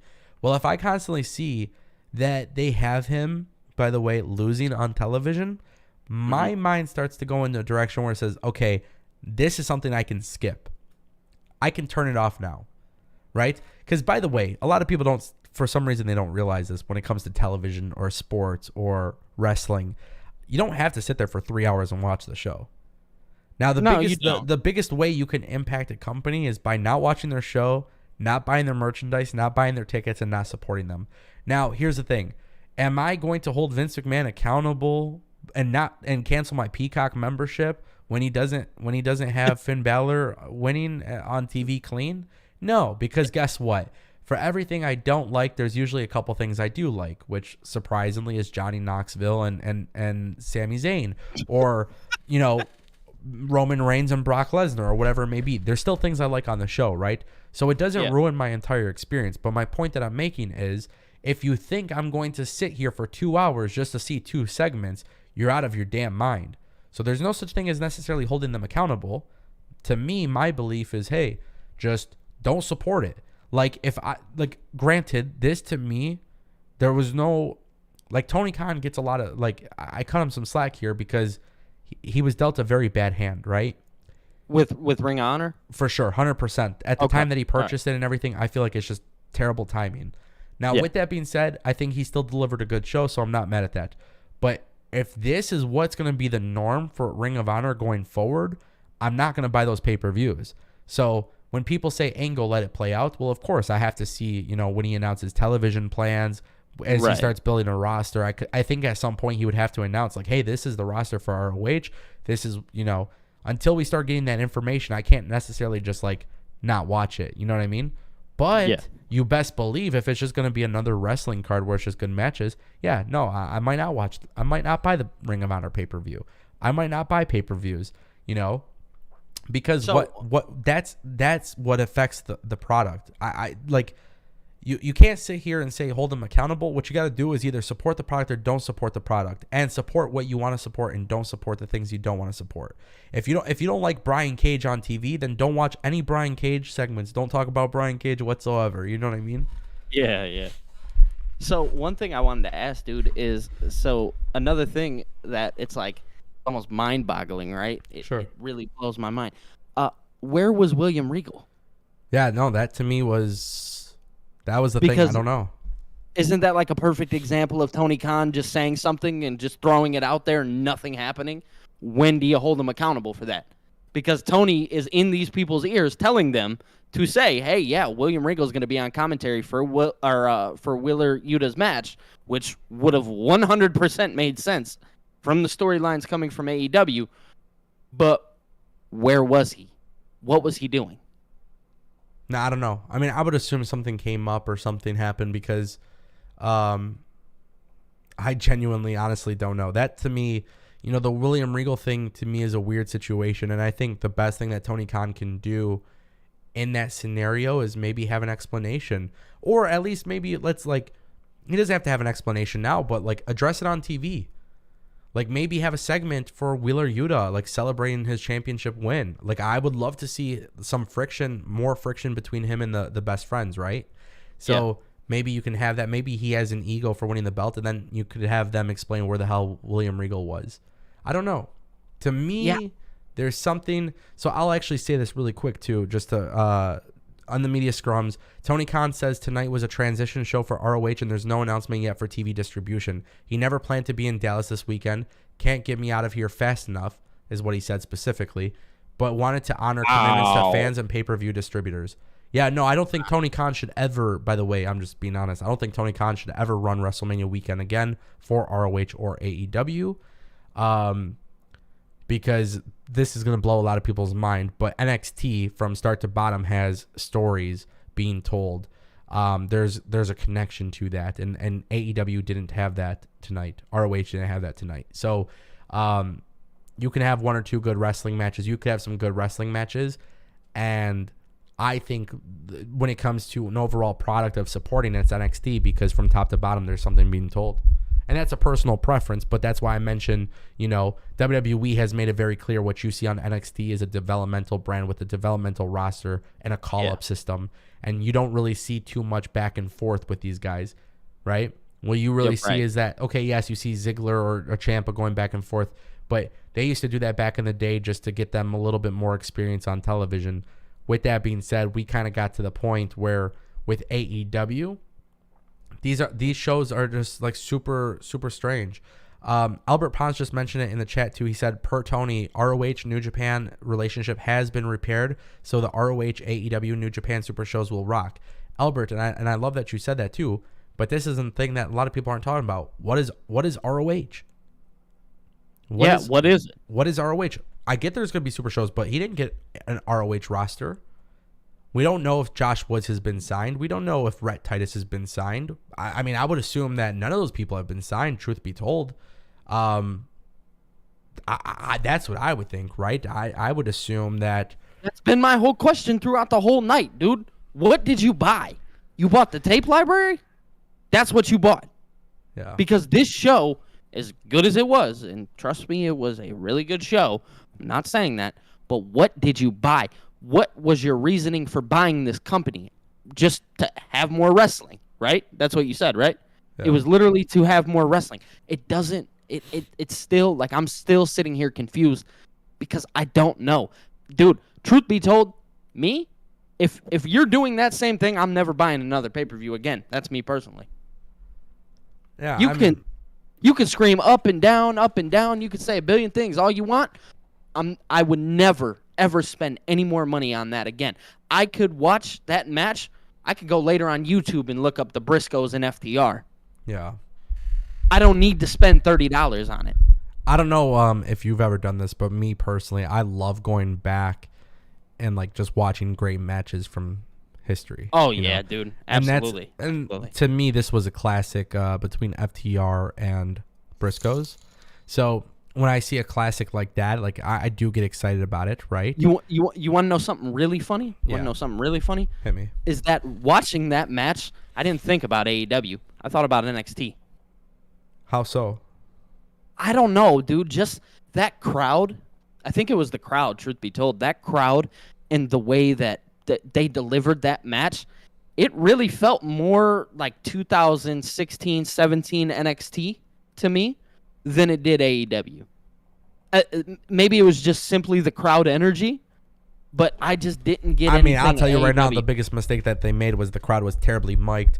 There was times during the women's match you can hear them talking back and forth with the ref, calling spots and talking through the match. I've seen that a couple times throughout the night. So the crowd wasn't always that hot, but FTR and Briscoes had the crowd on fire from literally the moment it started. And by the way, that is again, like, I'm not criticizing, I'm not being negative. I think and it's so funny because Robin says, "Oh yeah, the show felt like an NXT takeover," which is kind of what you're saying. And I agree to those parallels because NXT takeovers, aside from the main event and co-main event back in like 2017, 2018, 2019, those takeovers really just had like good wrestling matches. And now, again, that's not a bad thing, but to me, I don't think you grow your audience. I don't think you grow your business. There's a lot of question marks surrounding the show, and I think that's the issue. I did want to mention too, Myra did drop a $20 super chat. She says, valid points from the both of you. Sometimes it really is agree to disagree because both are justifying your respective take. Thank you, Myra, for your super chat. Yeah, I mean, when it comes to, I think what it is just like it's a preference thing. Yeah, absolutely. And the pro wrestling fan in me will always enjoy this, but that's not saying much because I was watching Zicky Dice for free on Twitch, the Trouble in Paradise indie show, and I had a great, I enjoyed that show greatly. But again, you can enjoy wrestling without stories being told. But the thing that I'm saying is I don't feel invested in it, which means I don't feel like I have to watch it all the time. And I just, again, I will not, it's not even really a rant at this point. It's just so much so like Tony Khan needs to share what this vision is with his audience and with his people. If you want me to get invested in the future of your product for the long-term success, because there's a lot of people, and I really, really want to get this off my chest right now. Yeah. There's a lot of people who will swear up and down that WWE is the devil, and WWE sucks, and WWE is terrible, and Impact sucks, and Impact is the worst company ever, and literally everything that Tony Khan does is perfect.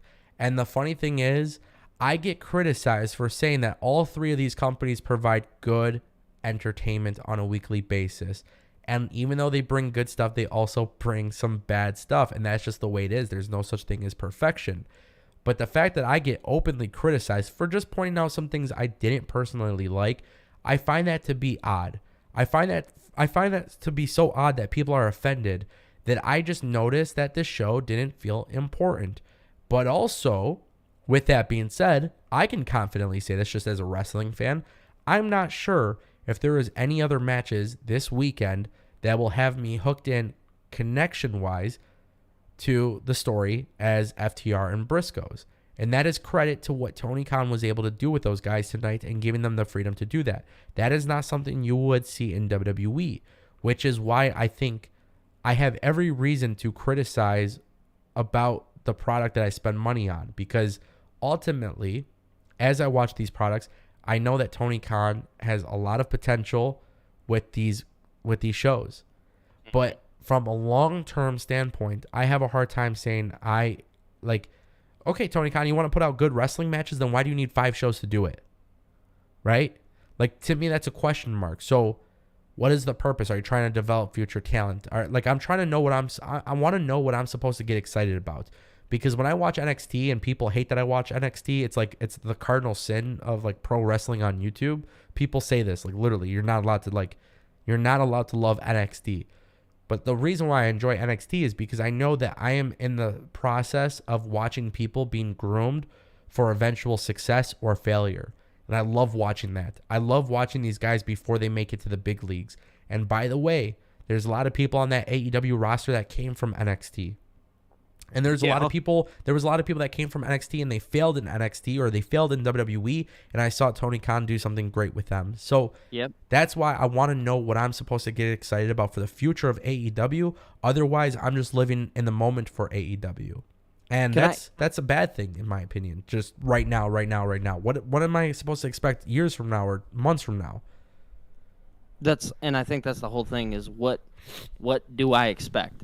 One thing that I wanted to say, and I really wanted to touch on this a little bit, is so this is going to be touchy a little bit, but as much as we praise Tony Khan, right? We praise this guy for doing all this and that. When do we have to actually praise the talent, right? Because to me, FTR and the Briscoes, it was a great match. We talk about the storytelling and how good it was. How much of Tony Khan played into that, or what did Tony Khan have to do with that? Because to me, it felt like, okay, you weren't talking about it on AEW. No, in fact, the Briscoes, to me, kind of did it all with the storytelling, with social going on media. Twitter. Yeah. To me, it truthfully felt like Tony Khan, all he did was book the match. I don't think he had anything to do with the storytelling, because there was no storytelling going on on AEW at least. The major consensus with FTR and the Briscoes, it's a freedom thing, right? Yeah. And I could be wrong. I don't think Vince McMahon would book the match or give them the freedom to do the match the way that they did it. And I think that comes from a direction standpoint, the agents or Tony Khan himself saying, hey, you guys are going to go out there, for example, for 22 minutes. You guys got to get this, this, and this. You got to do this. Otherwise, go have fun. Where I think Vince McMahon and WWE would try to control all assets to it. I also want to say that AEW on a weekly basis has positioned FTR in a very interesting scenario because they're kind of turning face. They're kind of having issues with the Pinnacle. But tonight, they definitely worked as the heels because obviously ROH is the home for the Briscoes. So to me, I think Tony Khan has done a good job with FTR and setting them up for success. So that way, when they did have this match, everybody knew it was the dream match. And after the fact, like, yes, you got to praise talent, but you also got to praise the fact that they've been given this opportunity and this freedom.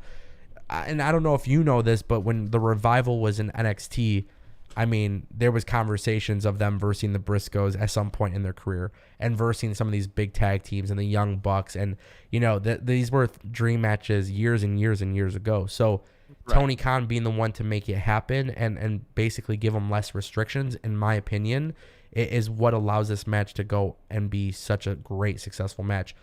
The chemistry was unreal. And yes, that is because of the talent itself.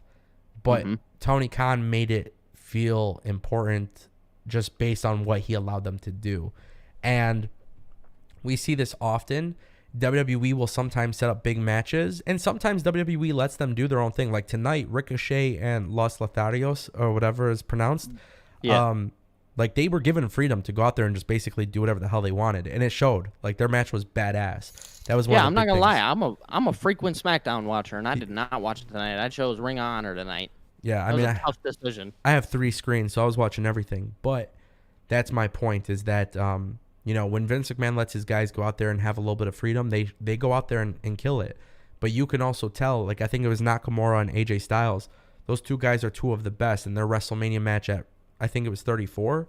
Yeah, big letdown. Big letdown, you know. And maybe if Tony Khan was there, I think maybe that would have been a different thing. So that's why, again, these aren't personal attacks on Tony Khan or the company itself. It's more so just like, I just wish I could get the answers out of you just to understand what it is. And I'm not entitled to anything, obviously. I just wish I knew what to expect going forward. And I feel like that was kind of a letdown. I was talking to my cousin about it, and he's like, dude, aren't you excited for Samoa Joe? I'm like, of course. But I knew Samoa Joe was going to be there. I said, for one, that was something I already knew. But two, I was still enjoying the moment because I thought it was massive. Now, yeah, and it was. It was. And by the way, how important is that moment for Samoa Joe, right? It's a very important moment. But now I have to go watch media scrums to find out that. Well, now can I say something, dude? It's so funny that you say that and bring that up, because after Samoa Joe debuted, kinda like re-debuted in Ring of Honor, after I kind of forgot about it. I'm not gonna lie to you. I know like it's a big hot topic right now, but like I kind of forgot about it because it's like it felt big, but it didn't feel as big as it should have, debuting somebody like Samoa Joe. You know the biggest issue that I've been telling my audience for months now. I said AEW's biggest issue is they don't have enough TV time for their wrestlers. So what does Tony Khan do? He brings out Samoa Joe for ROH and then announces on that same show he'll be on Dynamite, while he's having a hard time getting his roster on TV, and he's openly admitted that he's having a hard time with it because he's trying to get as many people on TV and trying to give them something prominent to work on. But because of the ROH acquisition, now he can do that. And basically it's like, oh, well, if you actually want to find out what Samoa Joe's doing, he's actually going to be in both. But watch Dynamite because he's going to be on there. You know, so this is like, bro, how many people? So my question is like, how many people that are AEW fans were only Ring of Honor fans? I guess. Let me say this. So how many Ring of Honor fans were not AEW fans? AEW doesn't exist it doesn't exist without ROH. So that's my whole question, right? Is why did you buy this? You weren't gaining anything but that tape library. Why did you buy it for so much? I should say. I get why you buy it. So your question is why? Why do you buy it for the amount that you do? I mean, the tape library is worth it because whenever you do the streaming stuff, that's obviously a big deal. Right. By the way, really quick, Albert did drop a $2 super chat. He said FTR and Briscoes have great chemistry together. If he was having and I appreciate you, Albert, for the super chat, and I want to answer this kind of in alignment with that. So think about this for a second. Had ROH not released their entire roster, then you can basically pick up the contract options from the people that were signed to the company. The fact that they didn't have anybody signed, it doesn't make sense to really buy the company, the IP, or I don't know. I mean, maybe he has different plans. Obviously, he's not going to tell everybody. Yeah. But based on you see this match where these guys have such great chemistry and you want to see more of it, and you don't even know if you're going to see the Briscoes. It was almost like a way to write them off in a weird way. It's such a strange situation, and one of the things too. I want to read some stuff on Twitter. Before I get to that, Robin said in the chat, I didn't know Samoa Joe was going to show up because I didn't pay attention to the dirt sheets. Robin, the dirt sheets didn't report this. Good for you, Robin. Yeah, Robin, the dirt sheets didn't report Samoa Joe. It wasn't reported by dirt sheets. There was no sources that I had seen. None of the big wigs posted anything about it. Now, I knew about it, I want to say, as of 5:58 p.m. Billy, you'd have to check that text message when I told you. But I already had indication that Samoa Joe... Hold on, I'll go back to it right now. I'm actually going to You could go find it. And I still didn't make a video on it because I felt bad. I didn't want to spoil the Samoa Joe thing just in case if it was not official. But yeah, 5:58. 5:58. So nobody, I didn't see anybody else post it. Nope. So yeah, that's just something to keep in mind. Now, one thing I want to mention, just a couple things from the media scrums. So Khan feels really good that both AEW shows and the ROH pay-per-view are a wrap for the week. He is shocked at projections. Basically the numbers are trending very, very high. It's probably going to be one of the best for ROH ever. He mentioned tonight was, where was it? Oh, Killer Cross and Scarlett Bordeaux were never officially booked for the pay-per-view. He does like them a lot, but prior management talked to a lot of people and nothing was locked in, so therefore he didn't bring them in. Let's see. Samoa Joe said going back to WWE was mainly due to Triple H and William Regal. When the regime change happened, he knew that the writing was on the wall. Let's see what else. There's some more. Yeah, the whole thing with the ROH Championship being defended on that show is kind of weird. On what, AEW? Yeah, defending the belt on there is kind of odd. We just got another super chat from Chance Bartlett for $5. Hey, Ango, a little off topic, but just wanted your opinion with what The Undertaker said at the Hall of Fame. Do you think he is Seth Rollins' opponent? Chance, I did not hear his speech, so you might be spoiling something. I don't know. What the hell did Undertaker say? Do we know? I had it on, I have it on next to me. I turned it down, obviously, so I wasn't able to hear it. I planned on going back and watching it. Yeah, I do too. Dude, what did he say? Nah, I don't think Undertaker would have.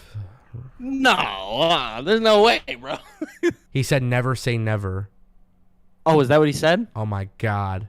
Oh, Lord. Hold on. Dude, this guy's never going to be done. Say never. Oh, God. What happened? Yeah, he literally put on his jacket, he put on his coat and his hat, and he said never say never. Good. Oh, God.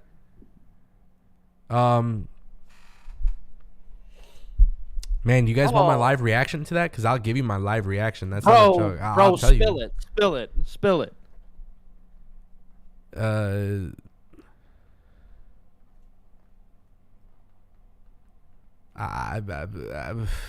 Real fast. I want to go back to what Chance said in the chat. I'm actually looking at it. He said that the crowd was chanting one more match. He said never say never after putting on his outfit. Just wanted to point that out. If it's Undertaker versus Seth Rollins, count me out. Count me out. Yeah. Cody Rhodes is reportedly booked for Raw. Is he not booked for Mania? Is he not booked for Mania? Yeah. I mean, he was booked for Mania against Seth Rollins, but he's like booked to open up Raw. Oh, wow. Okay. So, if it's Rollins and Undertaker, it's a no-go for you? I mean, I don't know if I'd want to. I probably don't care to watch it. Not because WWE didn't announce, by the way. Like, it's not because WWE didn't announce Cody or Taker or whatever. I like Undertaker, and I want him to wrestle. I don't want Taker to be in a random match. If you're going to have him do one more match, you literally have him do it like a story, bro. Fucking tell a story, you pieces of shit. Right, and you're already telling this Cody story, and it's working really well. Don't mess it up. That's all I'm going to say. No, it's not. It has nothing to do with that. It's just if you're going to put him in a fucking final match, you have him retire in a fucking great storyline. Literally, that's what you do. He looks great. Yeah. He looks amazing. Yeah. He doesn't need to be in some stupid ass match that's like bullshit, you know? Yeah, and it doesn't need to be against somebody like Seth Rollins who's already like established. Chance Bartlett says he backed out. That is the rumor. I don't think there's any truth to that rumor. You can't back out of a contract you signed, dude. So unless people who are saying that are crazy. Listen, by the way, just keep in mind the wrestling media, okay, the wrestling media that has paywalls for wrestling news, for them to sell people,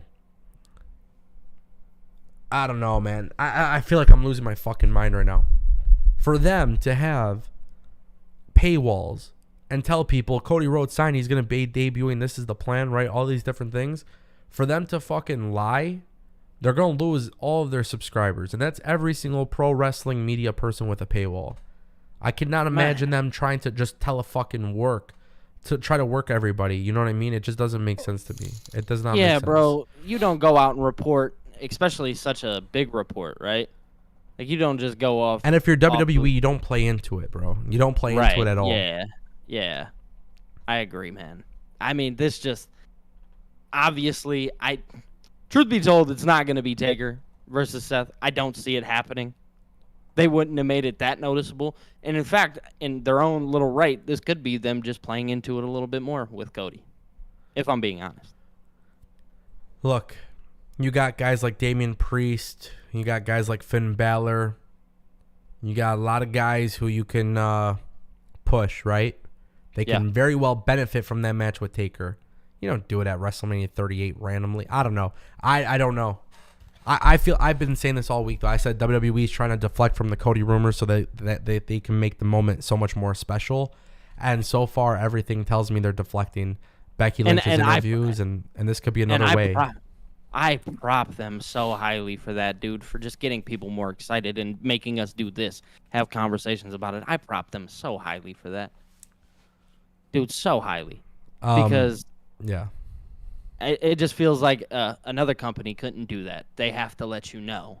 By the way, I'm the biggest Undertaker geek there is. I don't know if people actually understand that. I'm like a huge Undertaker geek. Like, that's like a real thing, by the way. Like when I was at WrestleMania 34 and he came out, like, I fucking flipped the shit. Like, I was nutty for it. So, like, I'm a really big fan of Undertaker. I love Undertaker and his history in WWE and wrestling. Like, I'm a huge fan of Undertaker.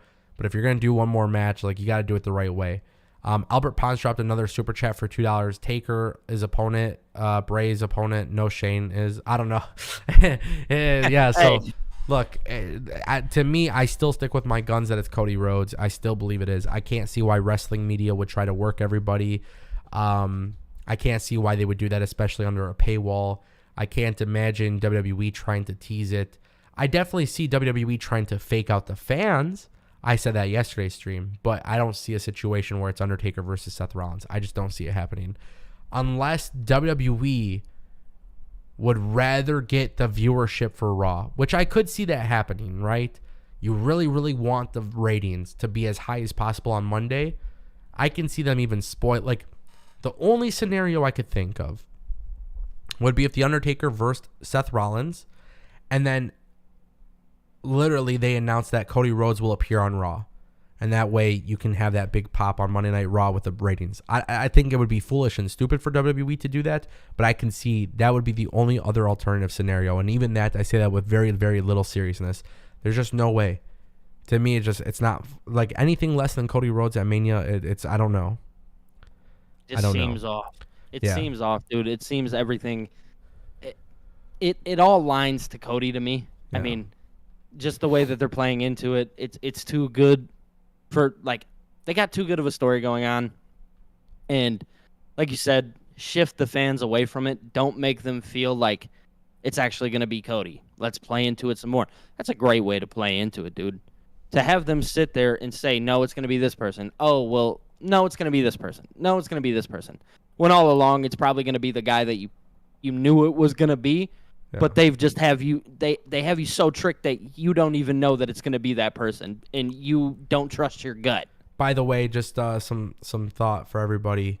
Not saying like this is like confirmed, but the Iron Sheik posted on Twitter an hour ago, Seth Rollins, maybe I see you in the ring tomorrow, Bubba. So you literally don't know. It could be anybody.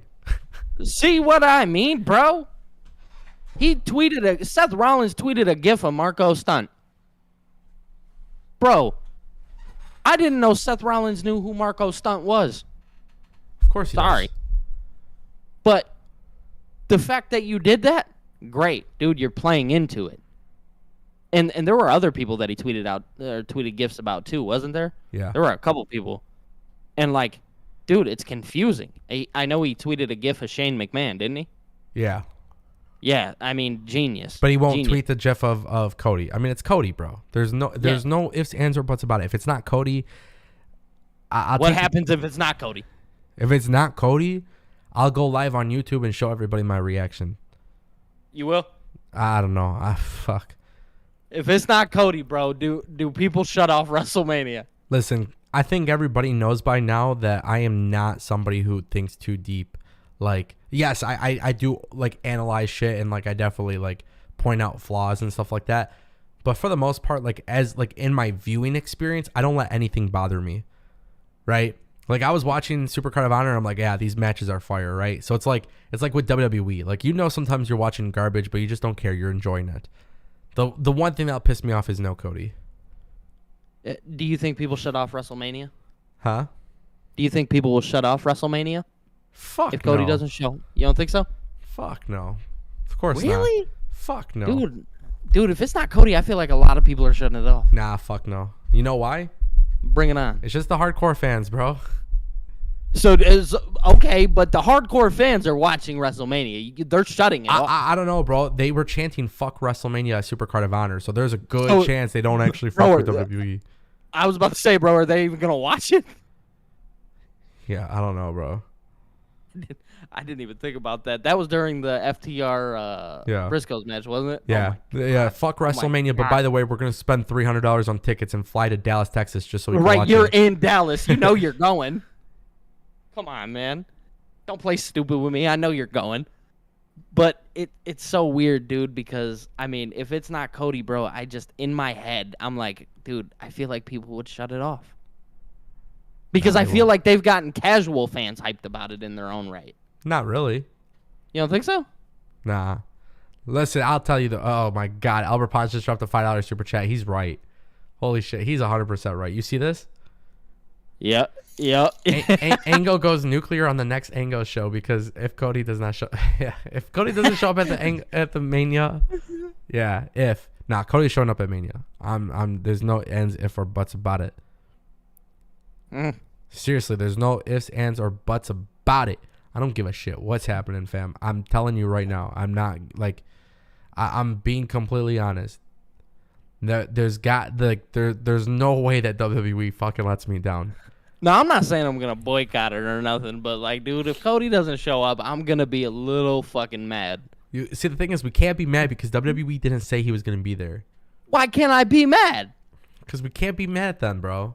Who told me I can't be mad? I'm telling you can't be mad. But I'm saying I'm going to be mad. You're going to be mad, too. Okay, yeah. So you can be mad? Fuck yeah. Well, how can you be mad? Dude, I only watched AEW because of Cody. That's like real shit too, by the way. No, that's no joke. Whoa, what do you mean you only watched it because of Cody? When AEW was announced, it was Cody Rhodes being the pilot. He was the one Yeah, I mean he was the gear. He was the guy accelerating everything. And I fell in love with what Cody Rhodes was doing post WWE. Saw him in Impact, GFW, like that whole weird thing, ROH. I was really, really behind Cody as the guy. And then when Cody, was the one basically announcing things and getting things going, it was very clear to me that I was a big believer in Cody. And that's why I said too, like you could tell like the company had changed a lot. And Cody basically had them. I think Cody had AEW in the right direction. So I don't know. Me personally, I'm just a huge Cody Rhodes fan. I'm a huge Cody Rhodes fan, and I feel like AEW kind of dropped the ball with Cody. I mean, that's just me, truthfully speaking.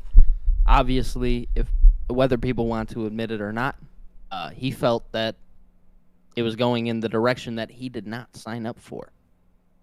So I mean, I'll tell you this much. Mm-hmm. We have gotten to a point, truth be told. Remember, there was a lot of people who were saying, "Oh, this is a work, the Cody thing." The ROH product I watch tonight is not the product I would want Cody Rhodes near whatsoever. It would look beneath him. That's gonna anger people, but I do believe that. So, there was a big thing about that too, because people were saying like, "Oh, Cody's gonna show up," because Tony Khan apparently went on in the beginning of the show saying that stay till the end, it'll be completely worth it. Yeah.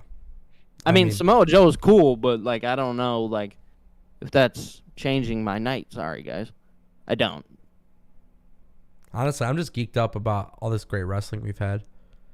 Dude, this week has been completely and utterly insane. It doesn't make sense. And it gets better tomorrow.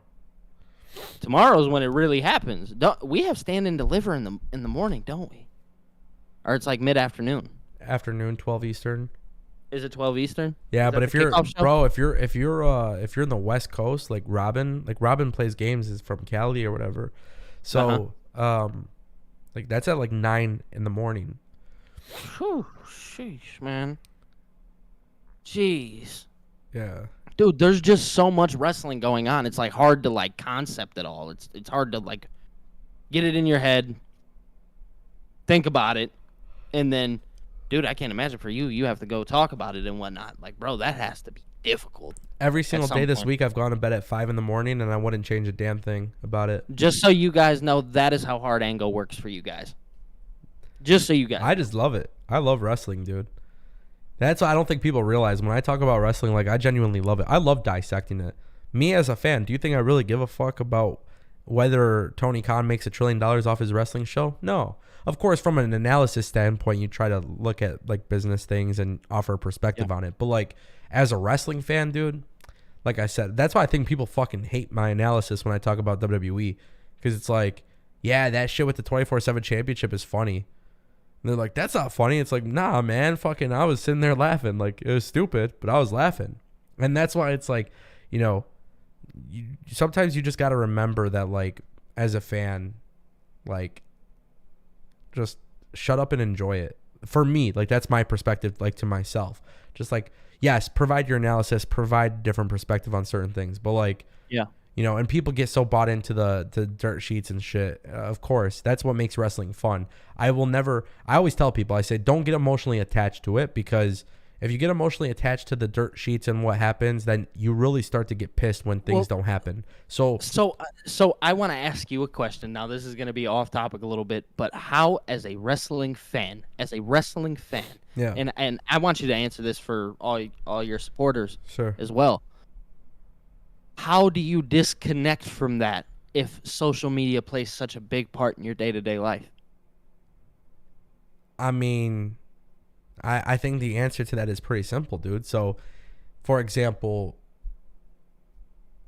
think about it from a fan perspective, right? Mm-hmm. From a fan perspective, why does it matter? I'm sorry, let me backtrack. I'm looking at my screen. I'm sorry. I got fucking Impact. How is it? Fucking the show's been amazing. Everything's been amazing. I got fucking 6 wrestling shows. I got Hall of Fame in my screen.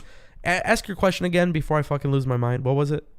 I want to know. And How do you I want you to disconnect? answer this Yes. for the supporters. For sure. For your supporters. How do they disconnect? How do you disconnect? From this, like, all the dirt sheets? You and can't stuff care. Like that? You can't care. And I know it's easier Okay. said than done, but you can't care. Like for me, like I would genuinely be upset about Cody not showing up in WWE not because of the dirt sheets, right? Right. I've always wanted Cody to go back to WWE. Like when he was in AEW, I used to hope that he would go back to WWE. I just felt like it would be really cool. It was like the Drew McIntyre and Jinder Mahal thing. You know what I mean? Being able to see them leave and then eventually come back and become a star. So to me, there was always that sort of like attachment to it. But like with wrestling media and wrestling news and wrestling gossip, and even like my channel, for example, you know, I'm just being honest. Like I love offering a different perspective, but you should never let my opinions dictate whether you enjoy a product or not. You know, it's fun to have a conversation in fantasy book. It is fun for me to sit here and question what the fuck AEW and Tony Khan are doing tonight for ROH. It's fun for me to question it and trying to understand it and having that conversation and hearing different perspectives, right? I love reading the chat. But at the end of the day, he's a billionaire. That's on him to figure it out. If I don't like it, I just simply won't watch it. And that's how you have to do things. Not because you saw someone else tell you about, you know, like if somebody else, another YouTuber, another Twitter person or whatever tells you like to me, when somebody says, like AEW sucks, right? Perfect example. When somebody says AEW sucks, how can you support AEW? It's like, dude, why do you care what I enjoy? Why do you care so much that I'm happy watching AEW? Yeah. To me, that's why I say the best thing to do is just don't care. Don't worry about what other people enjoy, and don't defend yourself for enjoying it. You don't have to defend yourself. You should never have to explain yourself. Oh, I enjoyed it for this reason. I fucking love WWE and I love AEW and I love all types of wrestling, and people fucking hate that I love one versus the other because I'm not part of the pact that's like anti this or anti that. I read it in the chat. I saw somebody in the chat. They said, so you want Cody Rhodes to go back to WWE? You wanting Cody Rhodes to go back to WWE? I was just going to read this to you. Means you want AEW to be weak. What the fuck? AEW has already proven to us that it's not about one individual in that company. It's about a good product. Just like WWE has proven to me that if you take off Roman Reigns, yes, I enjoy his work, but there's other things I enjoy on the show. So I would love to watch Roman Reigns, but if he doesn't have Roman Reigns, the cool thing is there's other stuff I enjoy about the show. To me, the popular opinion on the internet would be like, well, Roman Reigns is the best thing about WWE and everything else sucks. But it's like, bro, I'm telling you, there's other things I like. Who the hell are you to tell me what I like and dislike? To me, it's weird. And I don't even like having conversations about that because truth be told, when it comes to the wrestling stuff, just form your own opinion. It's not deep. Form your own opinion, and if you agree with my opinion, that's amazing. If you don't agree with it, that's totally cool too. Just don't be mad that we disagree, because for me, you know, and then somebody would be like, oh, how do you like that children's wrestling stuff? Like, that's not a children's wrestling thing just because fucking NXT's got people making love in the ring. That shit was like, it's the horniest show on television right now. And to me, it's funny because I was like, it's corny as fuck. But the thing is, like, I love what every company does, and I hate what every company does, and that's not me like that's me as like from an analysis standpoint, but that's also me just as a fan who spends his money on shit. Like I said, bro, literally Briscoes and FTR and Bandito and Gresham was worth the entire $30, right? From a fan perspective, to me that was worth the money. But also at the same time too, my philosophy is pretty simple. From an analytical standpoint, from like analyzing the shit, right? I question it. Like, oh, Lee Moriarty versus Jay Lethal, like, what's the purpose?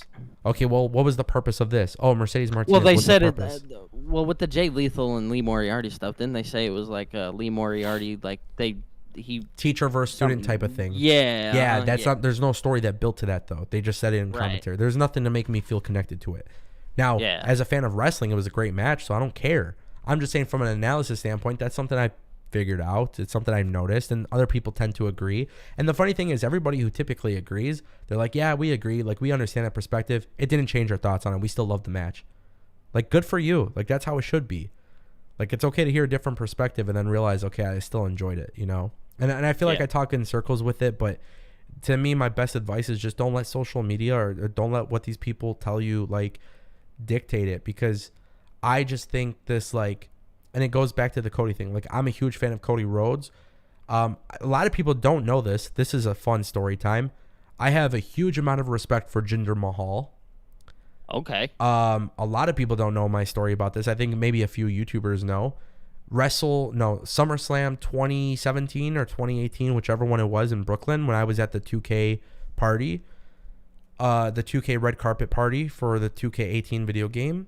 We were there, and Jinder Mahal had returned, and he's got his big push happening and everything, and he got jacked. And at that time, dude, I was extremely unhealthy and just like a whole bunch of stuff. And I had a conversation with Jinder Mahal because we were working media, and he just like was a really, really cool guy. And I just kind of asked him, I'm like, hey man, like, first of all, congratulations on everything, but like, what did you do? And I just remember like a part of that conversation was like, man, you just got to like dedicate yourself to it. Like, you just got to want it really bad. Like, you know what you have to do. You just have to get after it. And it's not something you haven't heard from other people before, but you hear it from a wrestler who was getting buried in 3-man band and then coming back to being a world champion. It's like, yeah, that definitely resonates with you. Like somebody telling you like, hey, you have to get after it, And people are like, how can you like Jinder Mahal? How can you think he was a great world champion? How can you think all of these things? And it's like, dude, like, why the fuck do you care that I like Jinder Mahal? That is such a strange behavior, I feel bad because I skipped over this apparently. Tattoo Nick sent a $9.99 super chat. Ango, it's Nick Pencil. There we go. Nick Pencil, what's up, brother? I couldn't do the pencil thing anymore. I think with all the Cody hype, he doesn't show, and I can't see him going back to WWE with all the hard work he put into AEW. Nick, thanks for the super chat, brother. I don't know, man. I really don't know. I don't know what. I don't know. Maybe he had a clause in his contract. I mean, who knows, man? I can't even guesstimate at this shit anymore. They said he signed. I think he still shows up. If he doesn't show up, I'm gonna cry. Simple as that. It really goes down to that, man. Like, if he doesn't show up at this point, I mean, it's shitty. It's shitty in my eyes. I think he's gonna show up, but like I said, even if Cody doesn't show up, the internet wrestling community will absolutely try to bury WWE. Oh, bro, shit on him. The IWC, baby, shitting on him. WWE's getting it. Renee posted in the chat, just enjoy wrestling in general. In both companies, AEW and WWE can survive without Roman Reigns, Cody Rhodes, or Kenny Omega. They are other great wrestlers on both companies. There are definitely other great wrestlers in both companies. And that is like a huge thing. Like for me, like tonight, right? And this is actually a perfect example. Rhett Titus dropped the belt to Minoru Suzuki. Yeah. And I was obviously happy to see Minoru win because he's never won a championship in the United States, like with the U.S. promotion. So there's a little bit of history there.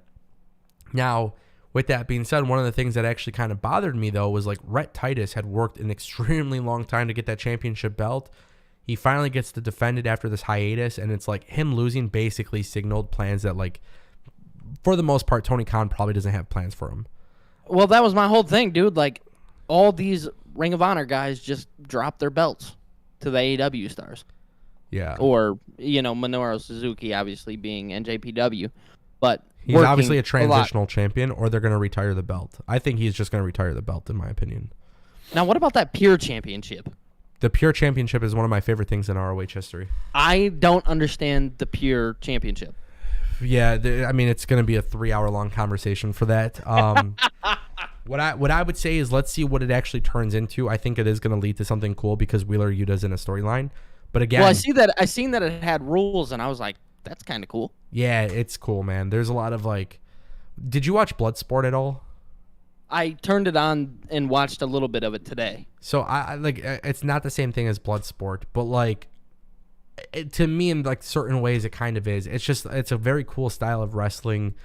I'm actually pretty terrible at like describing the pure rules, but it's much more technical. And I wish all wrestling just kind of followed the pure rules. Honestly, you could only have like 3 rope breaks. Like there's a couple things that go along with it.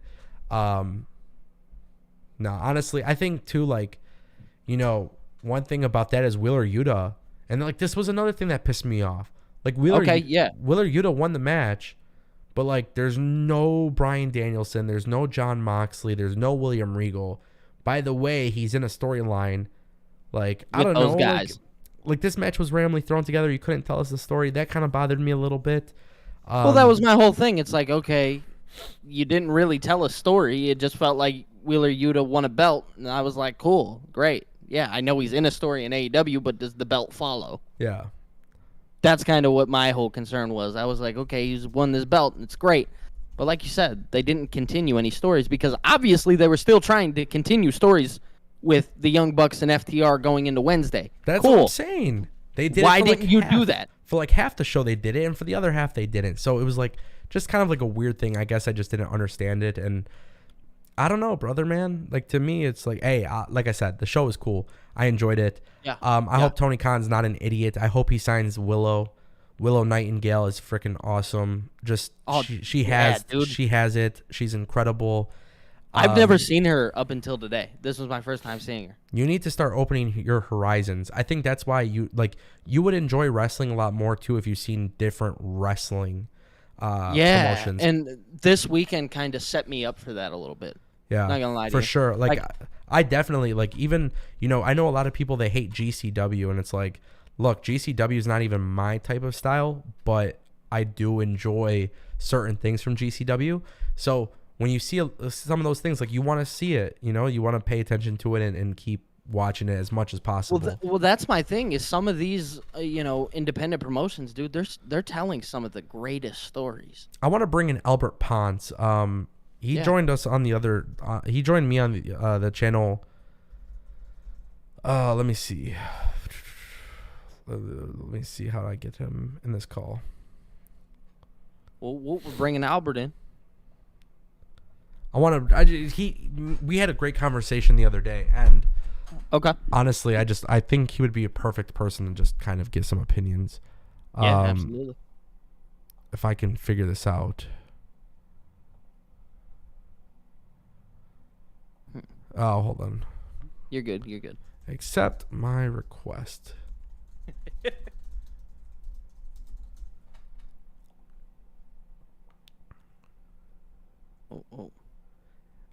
Cam Bone said, is Terminus promotion the same style as Pure? It was supposed to be, from my understanding, but the first Terminus, it was not technically. Yeah. So what happened with that? Terminus? Yeah. It's still going. They did two shows, and they'll do more, I think. Oh, okay. Okay. Yeah. I like Terminus a lot. John Gresham's the shit, dude. He's so good. Yeah. Stepped away from the mic for a moment. No, you're good. Let's see what's happening.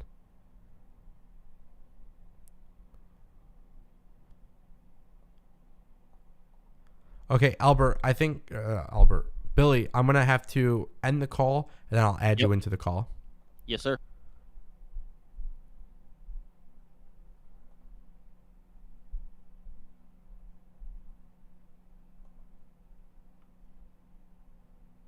All right, guys, we're trying to get Albert into the call, and then I'll get Billy into the call.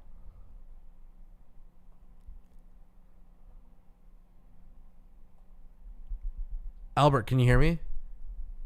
Yeah, man. Can you hear me, brother? Perfect. Yeah, do me a favor. Accept my request on Discord, my friend request, because I have Billy in the call, and I want to do a three-way, actually. I want to hear, we all kind of have like a different opinion on this.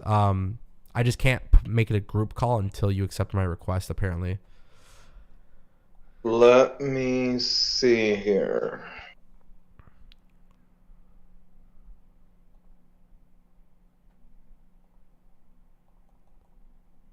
Well, I see where you send me the accept my request, then I can add you, but I don't see where I don't actually see the request here. Really? Let me try sending it again. I just sent it again. So it says it's pending right now.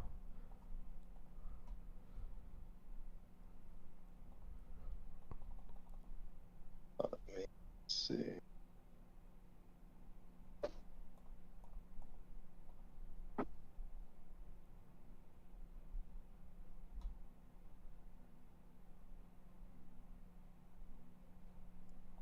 Let's see.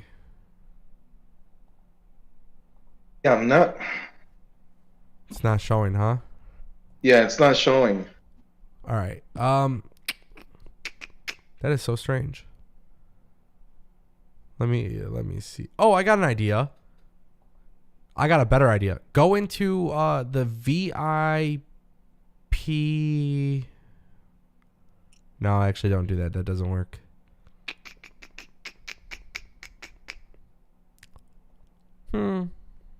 Oh wait, hold on. Ah, you accepted it. Okay, we're good. Here we go. All right, now I'll add in Billy. God, I love the technical stuff.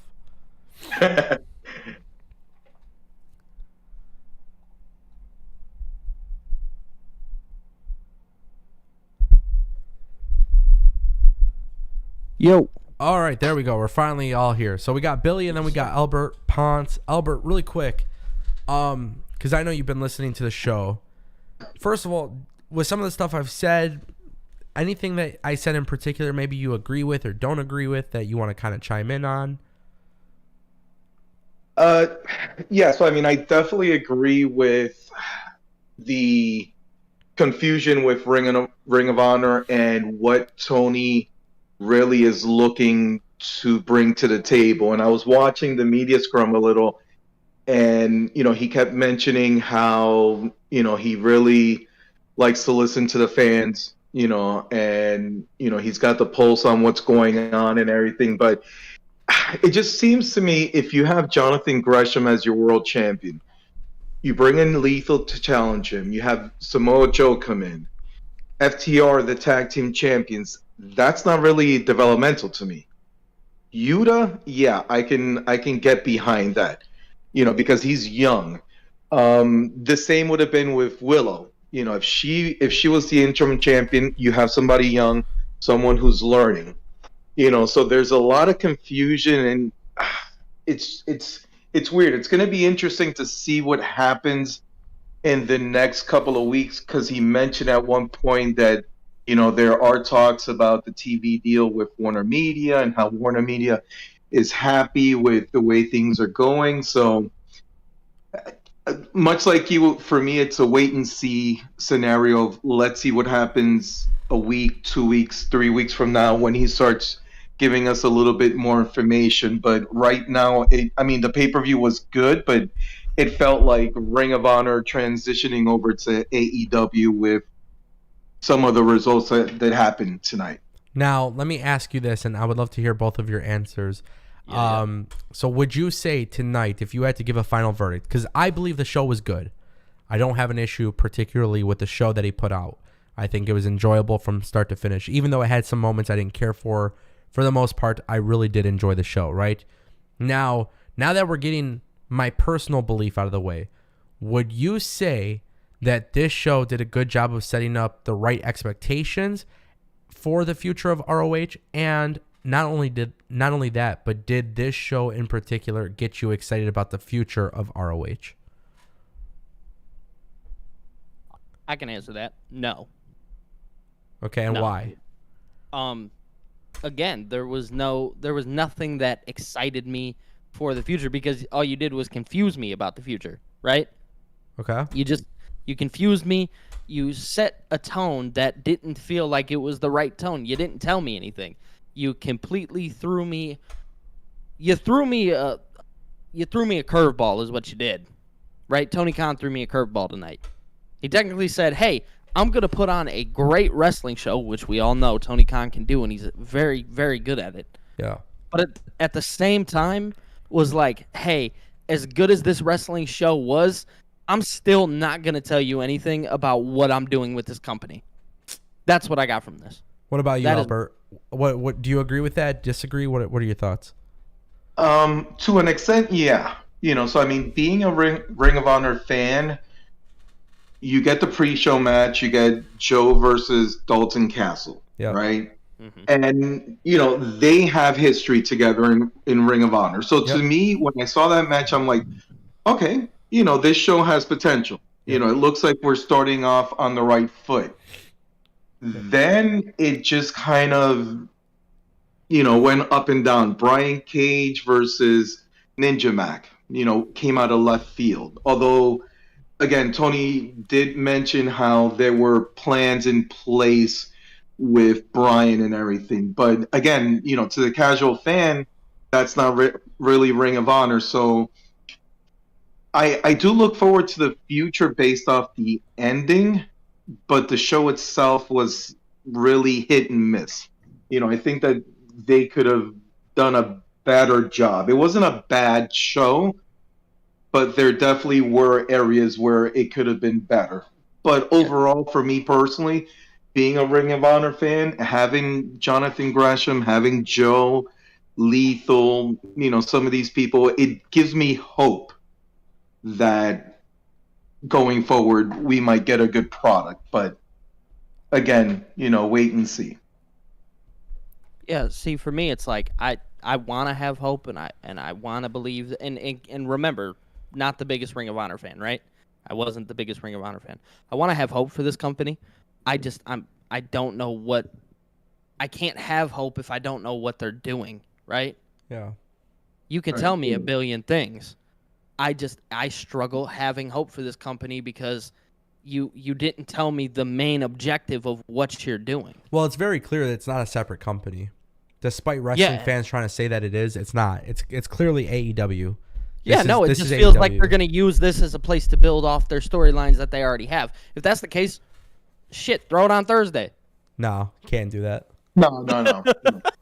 It's got to be like Friday midnight, Saturday midnight, but not Thursday. And even at one point during the scrub, even Jonathan Gresham mentioned at one point, now that Ring of Honor is under the AEW umbrella. Yeah. So for me, I look at it this way: just have it be the third show. It doesn't have to be developmental, especially if you're going to have Samoa Joe in there. You're going to have FTR in there. You're going to have the Bucks coming in every now and then. You have Lethal. You have these guys that are veterans.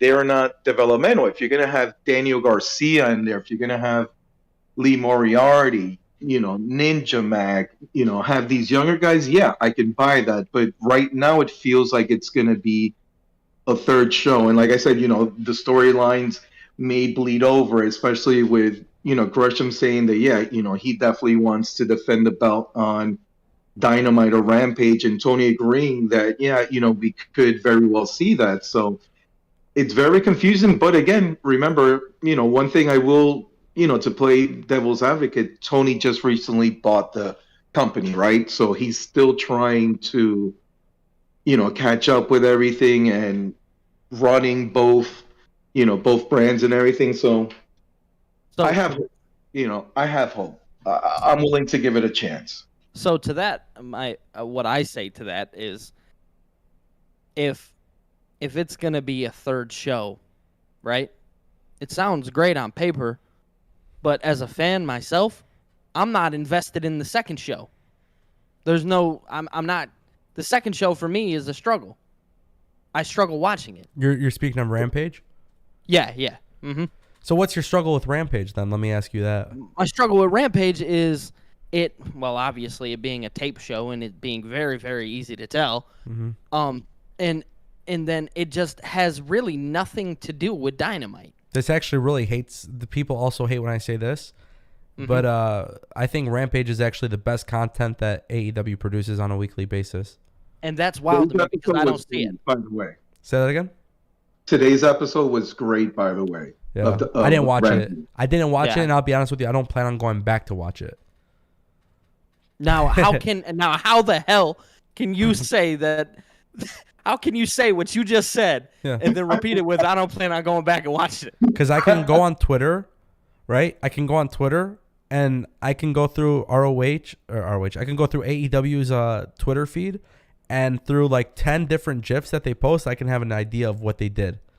So to that, I'm like, okay, yeah, you're right. How the fuck am I going to get invested in the third show? My brother. If I can just go on Twitter. Let me explain something to you. I'll explain it to you. You pick and choose what you want to enjoy, right?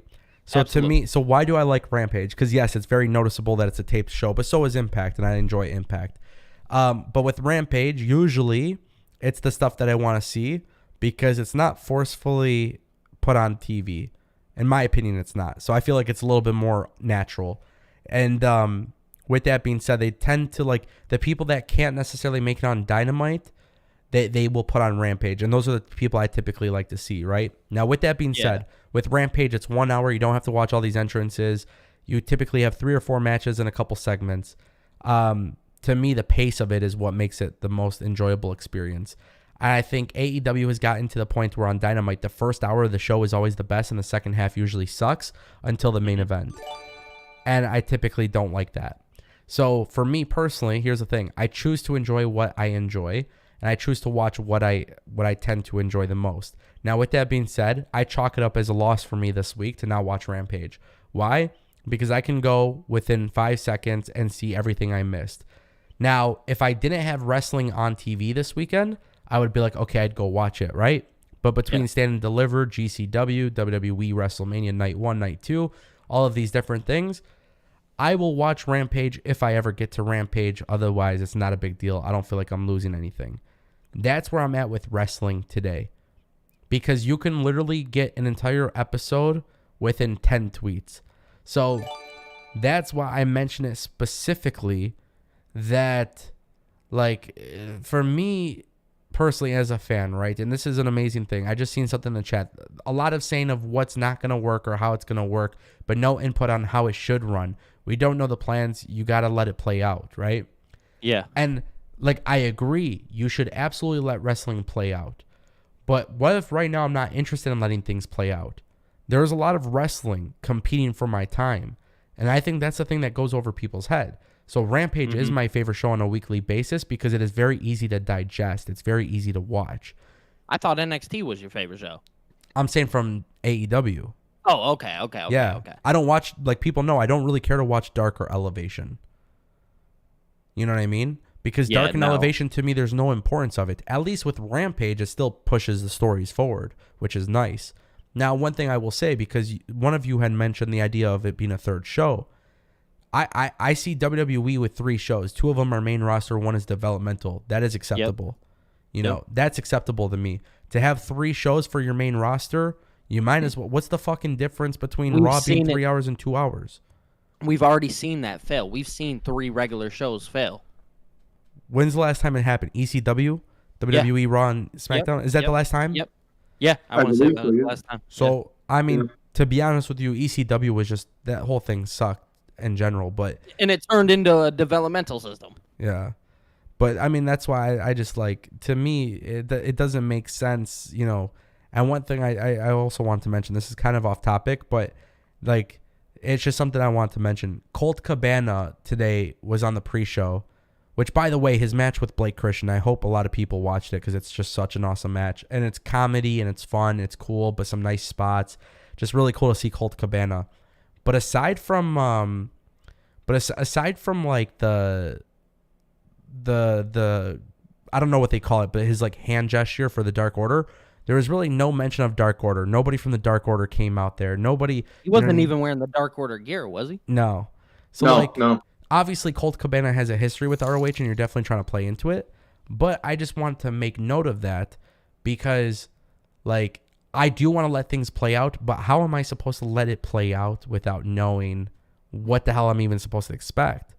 They didn't even announce. By the way, they didn't show a new logo. They didn't announce the new show. Like, clearly they don't have anything planned. Clearly he bought the show, and he's still working things out. That's what it sounds like to me. Which is fine. That's completely fine, right? You can buy the show, work things out, do it at your own pace. Just don't hype me up about it. That's all I'm saying. I don't know. I think Tony Khan is always trying to get pay-per-view sales and ratings and big pops and big moments. And obviously that's what you do as a businessman. But I think, like, you know, and I'll tell you that time with Rampage, I think it was the last episode, I knew that he wasn't going to announce the debut. I knew he was going to announce when the debut was going to happen. But, like, when you run out of announcements and then you basically try to make up an announcement for an announcement, it's like a tired act. That is, like, the one thing I hate about AEW is, like, not everything has to be announcements. You know, Samoa Joe coming out tonight was perfect. You didn't have to announce it. You didn't have to tease it. And even that, Tony Khan really tried to tell people, don't leave. Don't fucking leave early. Don't fucking leave early because I'm going to have something really amazing. You know what I mean? That's how Tony Khan rolls. And I get that. But like, I just think sometimes if I actually have a complaint about like one complaint that Tony Khan actually has, like from me as a fan, it's just, you don't have to constantly tell me to tune in for a big announcement. Just fucking surprise me. Because we already know these dirt sheet writers ain't going to fucking tease everything for AEW. We've seen it. You guys get the WrestleMania entire show spoiled 6 months before it happens. And then AEW, some people, I mean, some of the dirt sheet guys, you know, they will put the news out and they'll actually spoil it. But some of them won't for whatever reason. And, you know, I think when it comes to like things being an announcement, I just wish things were a little bit more organically with AEW. Sometimes I think things are too forced, and I think to do a third show, it doesn't make sense. You know, it's just Agreed. Yeah. Agreed. You don't have to force anything. That's my point. And by the way, just really quick, we did get a super chat from Juan for 99 cents. So thank you, Juan, for that. I do appreciate it. We are less than $3 away from 150 even. So I don't know if anybody wants to take us to the finish line, but just something to think about. Somebody make it happen, man. Somebody make it happen. We're setting records every live stream. Crazy, Bro, dude. bro, can we talk about that for a minute, dude? You're going What's up? crazy right now. You're What's going up? crazy. About what? You. Me? Just in general, bro. Your I'm live going streams, crazy? you're killing it. Yeah, your live streams, bro. I know I'm going crazy. Fucking Tony Khan makes me go crazy. He put out a fucking 10-star match out of 5 stars today. I'm going crazy. and still I found a way to shit on the show. Math on us. What was that, Albert? No, you're dropping Scott Steiner math on us here with that. Dude, you know the thing is, though, I really like. I mean, again, I have 900 plus videos to choose from. You could literally you can find every single time where I talk about storytelling, right? Like, to me, Briscoes and FTR was just beautifully executed, and that's the thing. Like, Tony Khan knows how to like make sure those matches are part of his programs. I wish he had that same philosophy and he allowed that to happen through every match on every card. And this was their first time working together, wasn't it? Briscoes and FTR? Yeah. Uh-huh. Fuck yeah. It's the ultimate dream match, brother, man. And fucking insane, dude. Fucking insane. Yeah, I can't believe that. Yeah, I mean, a feud with them could be, you know, huge, and it's sad that, you know, unless Warner Media, you know, softens up on the stance, you know, we're not gonna get that. Not to get too. I definitely do not want to get political. I definitely don't want to get, you know, I don't want to get like too deep into it because I don't know where Warner Media actually stands. I could only go off of like the Fightful report that dropped. But basically, before the report was that Warner Media did not want the Briscoes due to the controversy from years ago, from 2013 or whatever, right? Is that basically what I remember correctly? Warner, Yep. that was the issue. So when that comes up, obviously Warner Media, like, is there a chance that Warner Media changes their mind here? Like, when you guys watch this match tonight, do you see a situation where they were trying to write off the Briscoes? Because I feel like, okay, you have the Young Bucks come in, they deliver the, you know, the kicks or whatever. Kicks. Yeah, the super kicks and everything. And then it's like, okay, no more talking about the Briscoes. We're talking about Young Bucks versus FTR. Like, I feel like they completely no-sold the Briscoes. I didn't watch the media scrum. Were the Briscoes on the media scrum? No, they had to go straight to Impact. They Yeah. were double duty. By the way, Minoru Suzuki had to do the same thing. He had like 5 matches today, 6 matches. Bro, what? Yeah, Blake How Christian. old is Minoru Suzuki? I don't know. I don't look at age for him. He's the most incredible wrestler I've ever seen live. Exactly, yeah. Wow. Yeah, I'm not joking. From a live experience, I don't think anybody does it better. That's insane. Yeah. Really quick, Juan did drop another super chat for $1.99. AEW. So he is waving that AEW flag. I totally get it. And by the way, I just want to say, like, I think people need to realize that I'm not anti AEW. I love AEW. Mm-hmm. And I love WWE. I love wrestling, bro. Like, I know people won't understand this, but like, some people would think it's crazy to sit at your house like all day on a Friday or a Saturday and like watch wrestling all day. Yes, yeah. I mean, you don't want to do it all the time, but like WrestleMania weekend, like, dude, when people were asking me like, hey, you doing anything this weekend? You trying to come over and hang out or whatever, blah, blah, blah. Nah, man, I was super excited to watch wrestling. Like, literally, bro. Dude, this 100% has been the most excited I've been about wrestling in a really long time. And by the way, I've made days out of it. By the way, I'll tell you, I've experienced WrestleMania weekend. I've experienced SummerSlam. I've experienced AEW Double or Nothing, All Out. And they're fun. They're amazing, you know? And I think the biggest thing that people just need to realize is just like, try to enjoy it, dude. Try to enjoy it, because the 2 years that I couldn't fucking travel because of COVID and the lockdowns and restrictions, man, that stuff right there was a thing that like, you couldn't travel, you couldn't like really do stuff, you know? So like not being able to go to a wrestling show, like you take that shit for granted sometimes. And for us, we always, like me and my cousins, like we make a trip out of it. So we go and enjoy, like when we went to New Orleans, we got to see everything from New Orleans.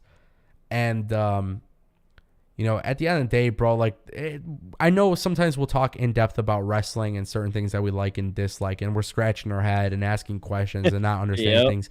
But like I said before, I don't literally, like Vince McMahon included, I may not agree with everything Vince McMahon and Tony Khan do, but they're successful because they work hard. They do their best to put out good shows. I wish, you know, and by the way, it just goes to show you, like, everything's personal preference as a fan. Everything is subjective. You get to choose, you know, based on your liking. But I just always imagine how much better would Tony Khan and Vince McMahon be if they applied, like, because they show greatness, right? And I said this yesterday. They are so good. They can do things that are so good. Why can't they just do it across the board from the bottom of the card to the top of the card? Well, bro, I feel like that's everybody's battle, because you look back, you know, 20 years ago and you're like, man, up and down the card was crazy. What happened? Listen, I see people, and I try to defend AEW on this too, and people, and you guys could correct me if I'm wrong, but a lot of people will sit there and be like, oh, well, AEW's like WCW, they're going to die.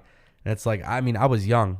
I was, you know, I was born in the 90s, you know, young 90s, or lower 90s. But for me, even though being young, like, I remember only good memories from WCW for the most part, obviously.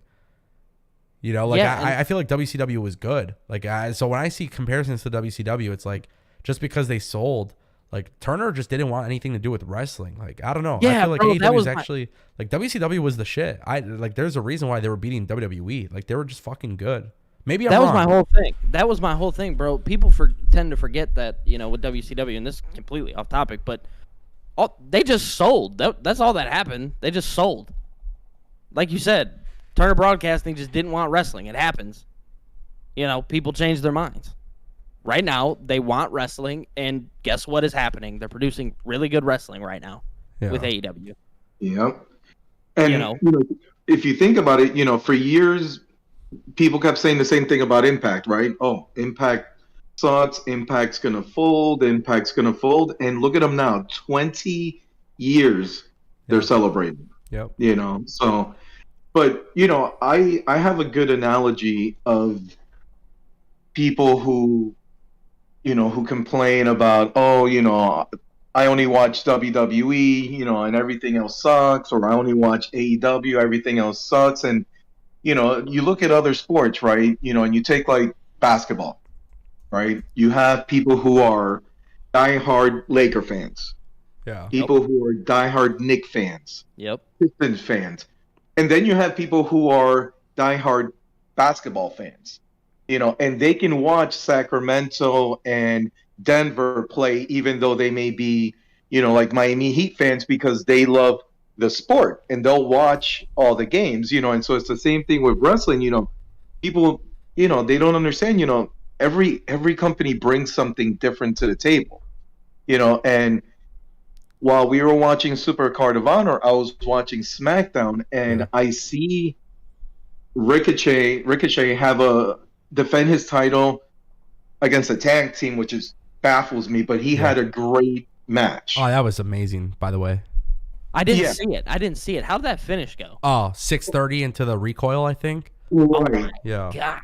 But then in the same show, Rick Boogs, Nakamura, and Finn Balor take on the Usos and Austin Theory, and then we have that finish. Like, how can you do that? You know, but again, good and bad in the show, but, you know, you still watch. You're not going to just, you know, dump on it because one bad segment, one bad match, because there will be good matches as well, you know. So people just have to understand the good and the bad and everything and just enjoy it for what it is. If not, as Angle says all the time, don't watch it. That's it. No one puts a gun to your head and says you have to watch AEW or you have to watch NWA or New Japan. You know, you watch what you want, and if you enjoy it, great. And you can critique when there's bad, because there will be bad, but you also, you know, embrace the good, you know, and that's what makes a good fan, you know, being able to watch different companies and acknowledge good and bad and have the healthy conversations, you know, without it having to go to a negative place, you know, just because, oh, I like AEW, you know, and you're only a WWE fan. Like, it makes no sense to me. Yeah. I appreciate you saying that, but it's really true, man. Like, the you know, I know a lot of times people say Vince McMahon doesn't love pro wrestling, and to me that's just absurd, because it's like Tony Khan and Vince McMahon, the reason why, and I get it, you're not going to be perfect, which as a fan that just sucks, because it's like you see how good they can do, but like Tony Khan and Vince McMahon wouldn't have the ability to put on great shows and great events and great moments in pro wrestling if they weren't passionate about this, you know. And I'll be honest, like I'm reading the chat right now, and like I just see certain things in the chat, and like forget about AEW, forget about WWE, forget about companies in general, but it's like I see a comment in the chat. It's like, I do not watch WWE products. It's like eating rat poison. Jeffrey, my friend. I look, like, I'm just asking, you know, I'm just curious, like, if that's the case, like, if you really don't watch WWE products, then like how can you celebrate? And I'm just asking, like, from a wrestling fan perspective, what, like, why are we popping every single time AEW signs somebody from WWE? Then they're a product of WWE, by the way. If they come from WWE, they're a product of WWE. WWE put the money to invest in them. You know what I mean? So I think I don't believe that it's genuine most of the time. Most of the time, not all the time, but most of the time I don't believe it's genuine. I think there's a lot of people who tend to say, oh, I don't like Impact because Impact, what they did 10 years ago. Well, here's the thing. 10 years ago, what Impact did was garbage. But they weren't even Impact 10 years ago. But guess what? ROH, what they did for the last 6 years was fucking garbage. So am I supposed to say ROH sucks because of the new manager that's running it? No. Like, I don't judge Impact based on what Dixie Carter did to fuck up the product. I judge Impact based on what I'm seeing on television because I'm watching the product. And by the way, if I don't like Impact, I'm not going to sit here and say I don't like Impact. I'm not going to sit here and wave this anti-Impact flag. What I'm going to do is just not talk about it. Because if you're talking about it, you're bringing awareness to it. Like I've actually had people literally tell me in my comments or in Discord or something, they're like, dude, you really want to see AEW fail? It's like, are you serious? It's my job to literally talk about AEW. Why would I want them to fail? What I would want them to do is maybe just hear a different perspective, you know, and maybe just have people being a little bit more open and honest about some of their shortcomings, which, by the way, there's no such thing as perfection. So if you don't have shortcomings, you're lying. Well, we all have flaws, you know. I want to ask something, bro. Jeffrey's Sure. comment kind of got me going a little bit. Sure. This is, so you said that AEW is technically a product of WWE. Does AEW exist without WWE? I mean, every company exists because of WWE. That's what I'm saying. So So how are we? because here's the thing, and I'll explain it to you. Very simple. It's very easy. WWE showed all of these other people the kind of money you can make in the wrestling business. Yep. Streaming deals. And by the way, that doesn't just come into pro wrestling. That comes into everything. If you're a billionaire and you got money, wouldn't you want to get into the content distribution business? That's why, when I read Jeff's comment and it's like, I do not watch WWE products, I don't get mad at that. To me, that's not like, dude, I believe that you don't like WWE, right? Like, I genuinely believe it. Now, are you the type of person who says you don't like it, but you're still watching it? Or did you seriously not watch the product anymore? Because that's the difference maker. Tony Khan got into this business because he enjoys pro wrestling, but Tony Khan probably got into this business because he saw what SmackDown and Raw was getting paid from USA and Fox, right? Right. There's big money in streaming rights. And Tony Khan's like, well, I'm passionate. I could probably do something really special. I'm sure he had a million reasons to start it. Now, at the end of the day, do I think AEW could ever be successful if WWE dies? No. If I'm a stockholder, if I'm an investor, if I'm an advertiser, and I see that the biggest company of this genre goes to failure, goes to complete shit, I would never invest in another company. Yeah, so that's kind of why I say, like, to that I say, like, man, you're crazy if you think WWE is a shit show or whatever you call it. I get it. It has some bad points, but let's be real here. It's the biggest company when it comes to wrestling, pro wrestling. Think about it this way, fellas. Imagine this. You're an advertiser, and an advertiser says, we have $100,000. I'm spitballing a number, so we'll say $100,000. I need to advertise my show on your product today. Now, if every single week you deliver a consistently good rating, as an advertiser, you would probably feel comfortable doing that investment, right? Yeah. Now, let's say the biggest company just failed, completely failed. Something happens, their business goes under. As an example, your budget's $100,000. Would I go to the second and third best, willing to spend every penny from that $100,000? Probably not, right? You would probably be a little bit more skeptical. Yeah, you'd be a little bit more skeptical. Oh, wow, the biggest company in the industry just folded. I don't know if there's a future for this other companies. Hey, to be a little bit safer, maybe instead of putting $100,000, we'll only invest $50,000. I'm just using numbers, even numbers. Maybe it's good, maybe it's bad. But I'm spitballing. But my point that I'm making is, like, for Bellator to exist, you need UFC to be strong. If UFC 100%. Sucks, Bellator sucks. ONE FC sucks. Like, and the best part too is for AEW, by the way, and I say this as like somebody who's enjoying AEW's product.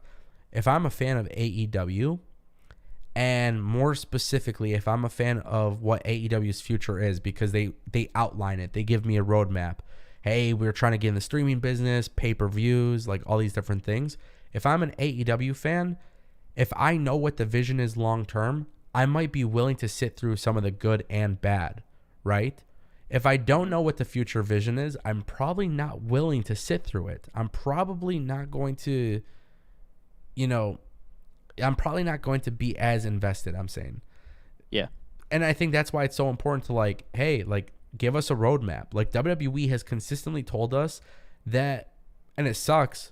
I won't sit here and act like it doesn't suck, but WWE has consistently told us that their title belts just don't mean anything. Yeah. So I can see Twitter explode and talk about title belts. I've learned from my past with WWE that they don't mean anything. Now, what WWE has told me in the past is if a wrestler is in a storyline with a celebrity, that's a big deal. So that's basically telling you, hey, you should be getting excited about Sami Zayn. Why? Because they put him in this. I was just about to say. He's in a trusted situation. Or better yet, The Miz and Logan Paul and the Mysterios. Like, that tells me you should be interested because they trusted that person. Damian Priest was a good example. Damian Priest was somebody who was trusted with Bad Bunny. Yep. And then what happened after that? And then he got the U.S. Championship and then built on that. And now Bad Bunny is a part-time wrestler in WWE. He technically has a talent contract. So, WWE has told us time and time again through their product, and you have the choice. Like, to me, I enjoy wrestling. When I'm not analyzing it, I enjoy it. And that's why I enjoy the bad stuff. Like, I laugh at the cringy shit. I think the bad stuff is funny, Yeah, you almost just you gotta accept it. I mean, it comes with it. Yeah. You know what I'm saying? Like, it completely comes with the product. For sure. There's nothing wrong with it, bro. There's something for everybody out there. I promise you. For sure. That's why I don't wave one company's flag, because I don't give a shit. No, I don't. I genuinely don't care. By the way, like if WWE and AEW, like, literally, if you put out a good product this week, I'll watch it. And if I feel like I'm watching your show on a weekly basis and it's not good, I'm not going to force myself to do it, regardless if I have a YouTube channel or not. And that's something to say. You know what I mean? There's something to say about that, because it's like, bro, just put out a good product. That's it. Don't care so much about where the good product's coming from. Just put out a good product. Somebody told me in my comment section, which this was a great thing. He's like, Ango, He's like, you make a lot of videos talking about AEW announcements, but you hate AEW announcements. I was like, of course, because I talk about the news and I talk about the rumors and whatnot. And I was Analysis, baby. But I was like, of course, I'm going to tell you guys I don't like the announcements. I think there's a perfect time and place. I was like, but also at the same time, too. And I said, this is the one thing that people got to understand. I was like, for me personally, I don't care about AEW's announcements. There is not an announcement that Tony Khan can make these days that makes me really care. And the reason for that is because Tony Khan has an announcement all the time, and I feel like after what happens after the announcement, everything is devalued. These start and stop pushes, a lack of consistency, these people getting wins on Dark and Elevation, but not on Dynamite or Rampage. Like, there's just a lot of things after these people come to AEW. It's just for me not to get excited about. Now, that is why I don't give a shit about wrestling announcements anymore for AEW, because time and time after again, like after each announcement, I have seen that they really don't deliver anything special after that, right? Yeah, Now, I mean, after that, it's basic TV. for sure. So to me, I know not to get amped up about an announcement just because I don't care. He's already shown me every single time he's got an announcement, it's big for the moment, and then after that, there's nothing. In order for Tony Khan and AEW to really make me care about his announcements, he has to deliver immediately after. Now, with that being said, WWE has set the expectation, hey, watch this week or watch next week. It may be a good episode. It may not be a good episode. Watch at your own fucking risk is basically what WWE's telling me. And, Exactly. and lately, I've been watching WWE, and for the most part, I'm enjoying it. But guess what? I promise you guys this. If I need to use the restroom, I'm using the restroom. I ain't holding that shit in. 100%. I don't care if I miss a quick moment or whatever. Now, guess who's going to keep their eyes peeled to the freaking screen when Seth Rollins makes his entrance at WrestleMania? This guy. Oh, you? This Oh, guy. yeah. That's me. Yeah. Yeah, you can hold it accountable that this guy is going to, too. I'm For being sure. glued to the screen. I'm not moving. For sure. And guess what? WWE has shown me in the past not to get too excited when they do big things. Right, so I'm going to be glued to the screen, but I'm also going to be in my head like, bro, if they don't do it. I'm going to be in my head like, hey, just don't fuck this up. Don't fuck this up. And 6 months from now, when I see Cody Rhodes on TV, I'm going to think to myself, please don't fuck this up. Please don't fuck this up. Yep. And then guess what? If WWE, and I say if WWE fucks it up, I can't get mad at WWE because guess what? I already expected it to some degree. Simple. Yep. Just set the right expectations. And then you'll never Don't be disappointed. hold too many expectations. That's it. We did get a super chat from West831. He says, I'm a WWE guy, but I'll buy the AEW pay-per-views. They have great pay-per-views. I just wish they build the talent they have instead of continuously adding new talent. And I think that's a big thing for me. And I did say this too, and actually I'm really curious because Albert, I know me and you have talked about like the start and stop stuff. When you see AEW add new talent, what's your first reaction? Because I think my reaction is like I get excited, but then I like come back to my expectations. Right? Are you in the same boat? Oh yeah, absolutely. Because I mean, when somebody debuts, you have that excitement, but then it's like, okay, next week, where are they? 2 weeks from now, where are they? Yeah. And then you find Ruby in dark elevation in trios matches with Emi Sakura and Nyla Rose before she went into the title scene with Thunder Rosa, and so it's just, Tony Nese is another great example, and Jay Lethal. Jay Lethal fights Mox, and they're talking about how he's won 5 matches in a row, but people who don't watch Dark Elevation are like, wait, when did he win 5 matches in a row? So it's, it gets a little frustrating at times, how they just keep, bringing people in and then, they just kind of disappear and you're like, where, like a big example, where's Abaddon? Like in the beginning, she was built up as this big beast of a female wrestler, and when was the last time she was on Dynamite or Rampage? That was a really good example. Yeah. Yeah. It gets frustrating, I agree, just bring the people in. Don't announce it anymore. Just bring them in and let it be a big pop when they just, show up like Joe did. Yeah. Well, that was my kind of gonna jump into this. My kind of assumption on this was like AEW in the beginning. It felt like it was never supposed to be This big? Yeah. Yeah, like I my assumption of AEW was that they can do it without the WWE guys. They had Chris Jericho and Jon Moxley, and they were going to be fine. I mean, they told everybody they weren't going to sign former WWE guys. Yeah, that's okay. So I'm not. I thought I remembered that. No, they did. That was a public thing that they came out. Cody and the Bucks and Kenny and all them. They said they're going to try to steer away from that. And you can't business wise. You can't. You need to bring them in. I was just about to say. So with that being said, as great of a booker Tony Khan is, he also still has to think about his business. Correct? In his business, he knew, and this aspect, it wouldn't have worked if you didn't bring some of these guys in, especially if you release them all.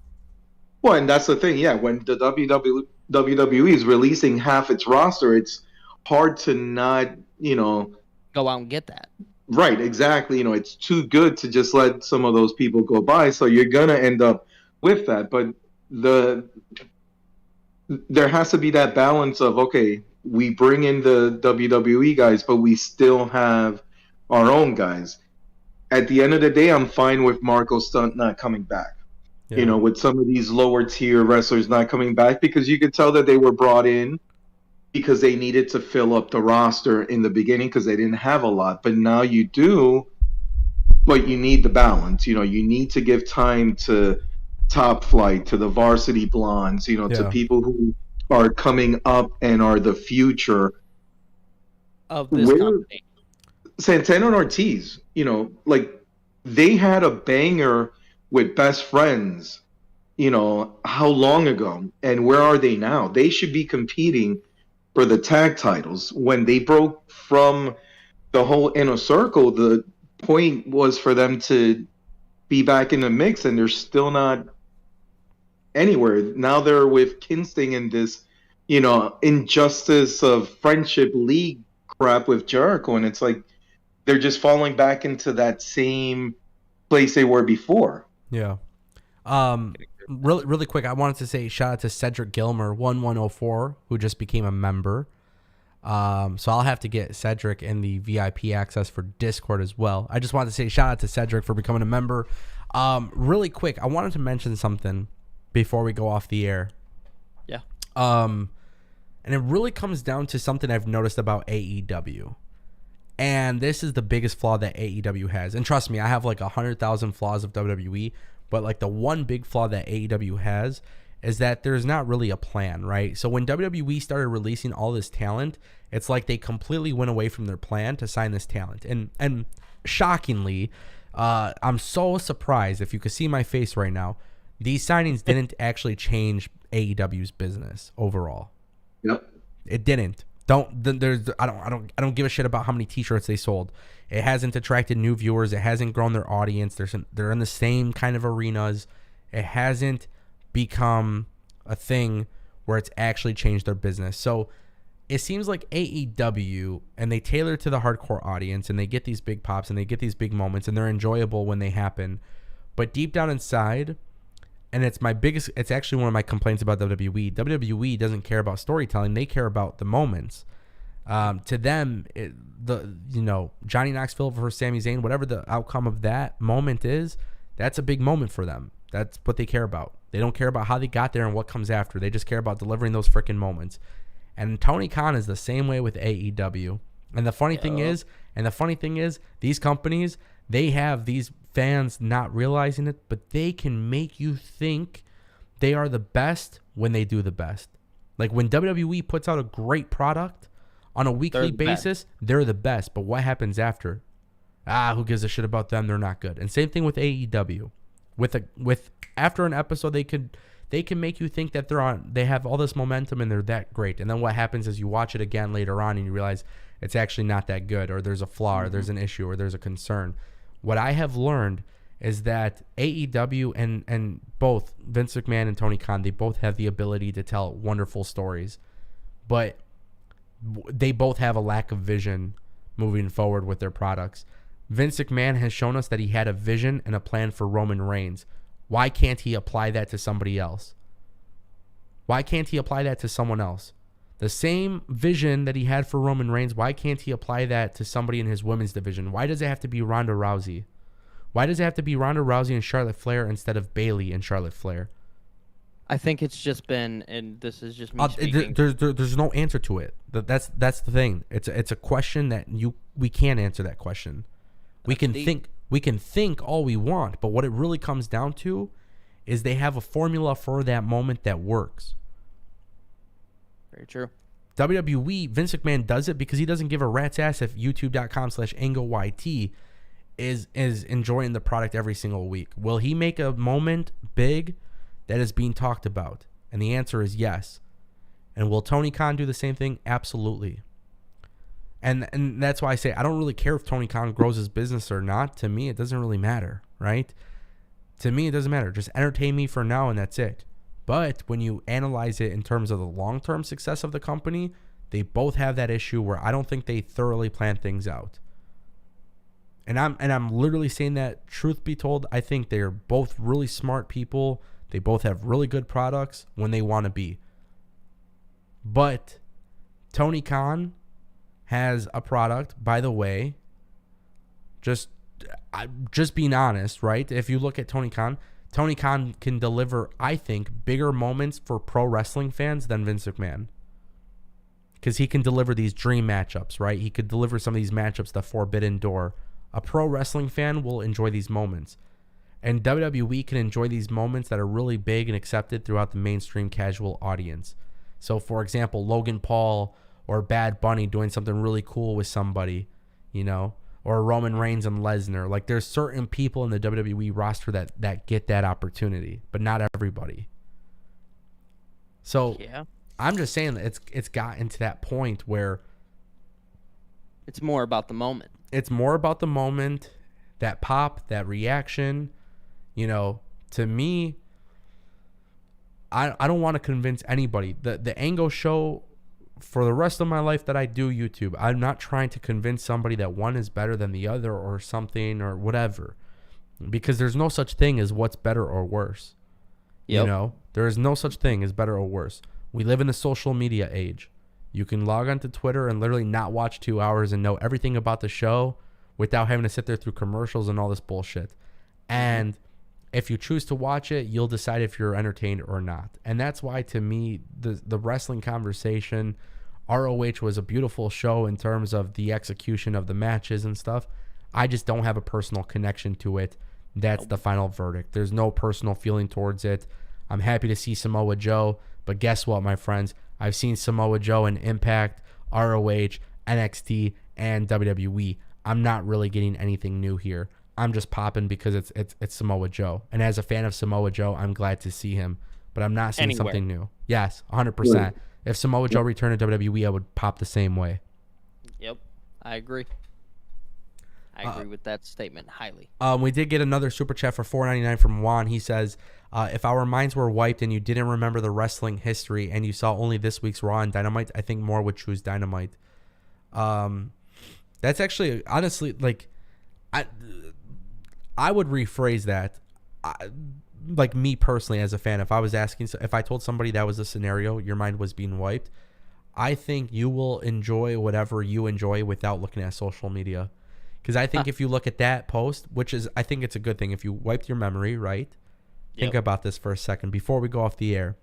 If your memory was wiped and you watched Raw or Dynamite, I think the most important thing you could do in that situation is not go on social media, not go in Discord, not watch an Angle video, not watch What Culture, Wrestle Talk, not watch any YouTuber, not text any friends about wrestling. If you watch it, and then you can decide for yourself.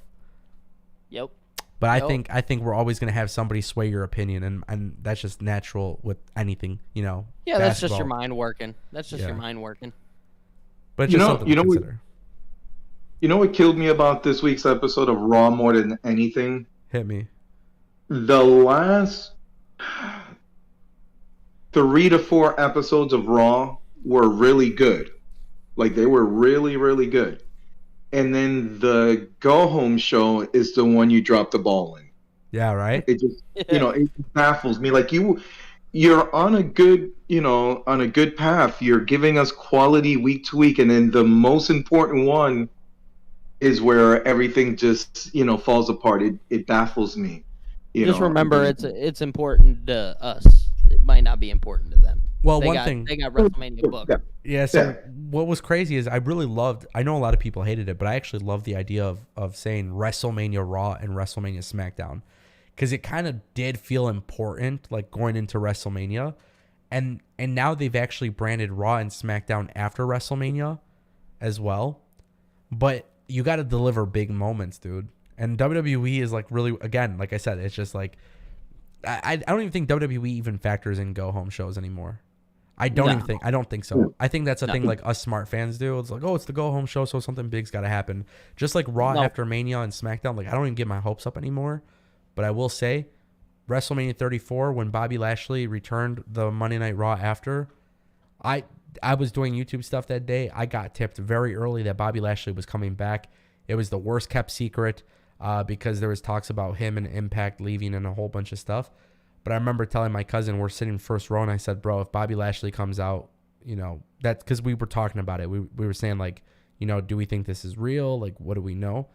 You know, like, it's like a really beautiful thing. And I forgot where I'm going with this. Oh, yeah. So we get excited about Bobby Lashley, and then Bobby Lashley comes out, and just the pop was insane. You know what I mean? I forgot where I was going with this, but yeah, there was a reason for it. The statement of it is that they make the Raw after Mania big. Yeah. WWE has told me that the Raw after Mania is big, so that show has to be big.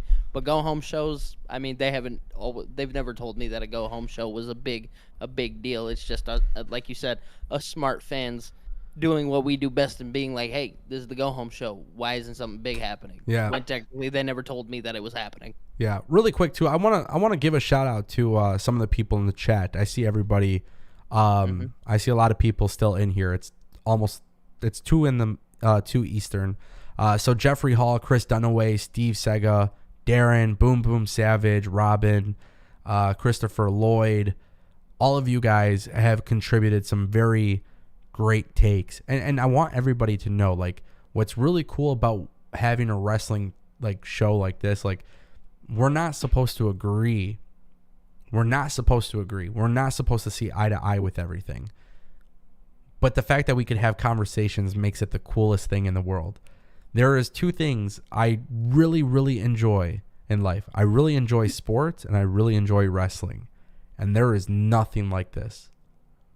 There is literally nothing like this. For all of us to sit here in a chat and talk about wrestling and talk about the things that we like and dislike, agree or disagree. The coolest thing you can imagine.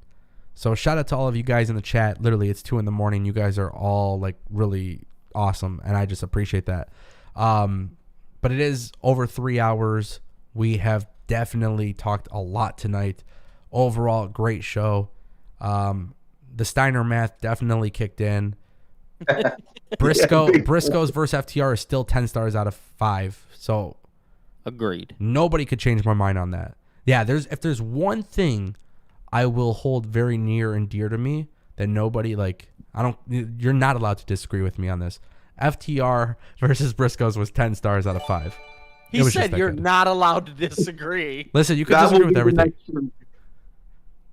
You're allowed to disagree with anything else, but that one you're not allowed to. You just got to say yes. Just say you agree. Yeah. Yep, I agree. Yeah. 100%. 10 stars out of 5. That's my own assumption. You know, it's just really funny too. I will say this before we get off. We have had so many wrestling matches in the last few years where, and I'm just being honest, completely honest. We have had so many matches where I'd be like, man, this is like the best match in 5 years. And yeah. NXT's had them, Raw, SmackDown, WrestleMania, SummerSlams, like Hell in a Cell, AEW. I went to Hell in a Cell in Detroit. It was Usos versus New Day. I was there as well. That match was literally, I think Dave Meltzer gave it 5 stars. Like, so.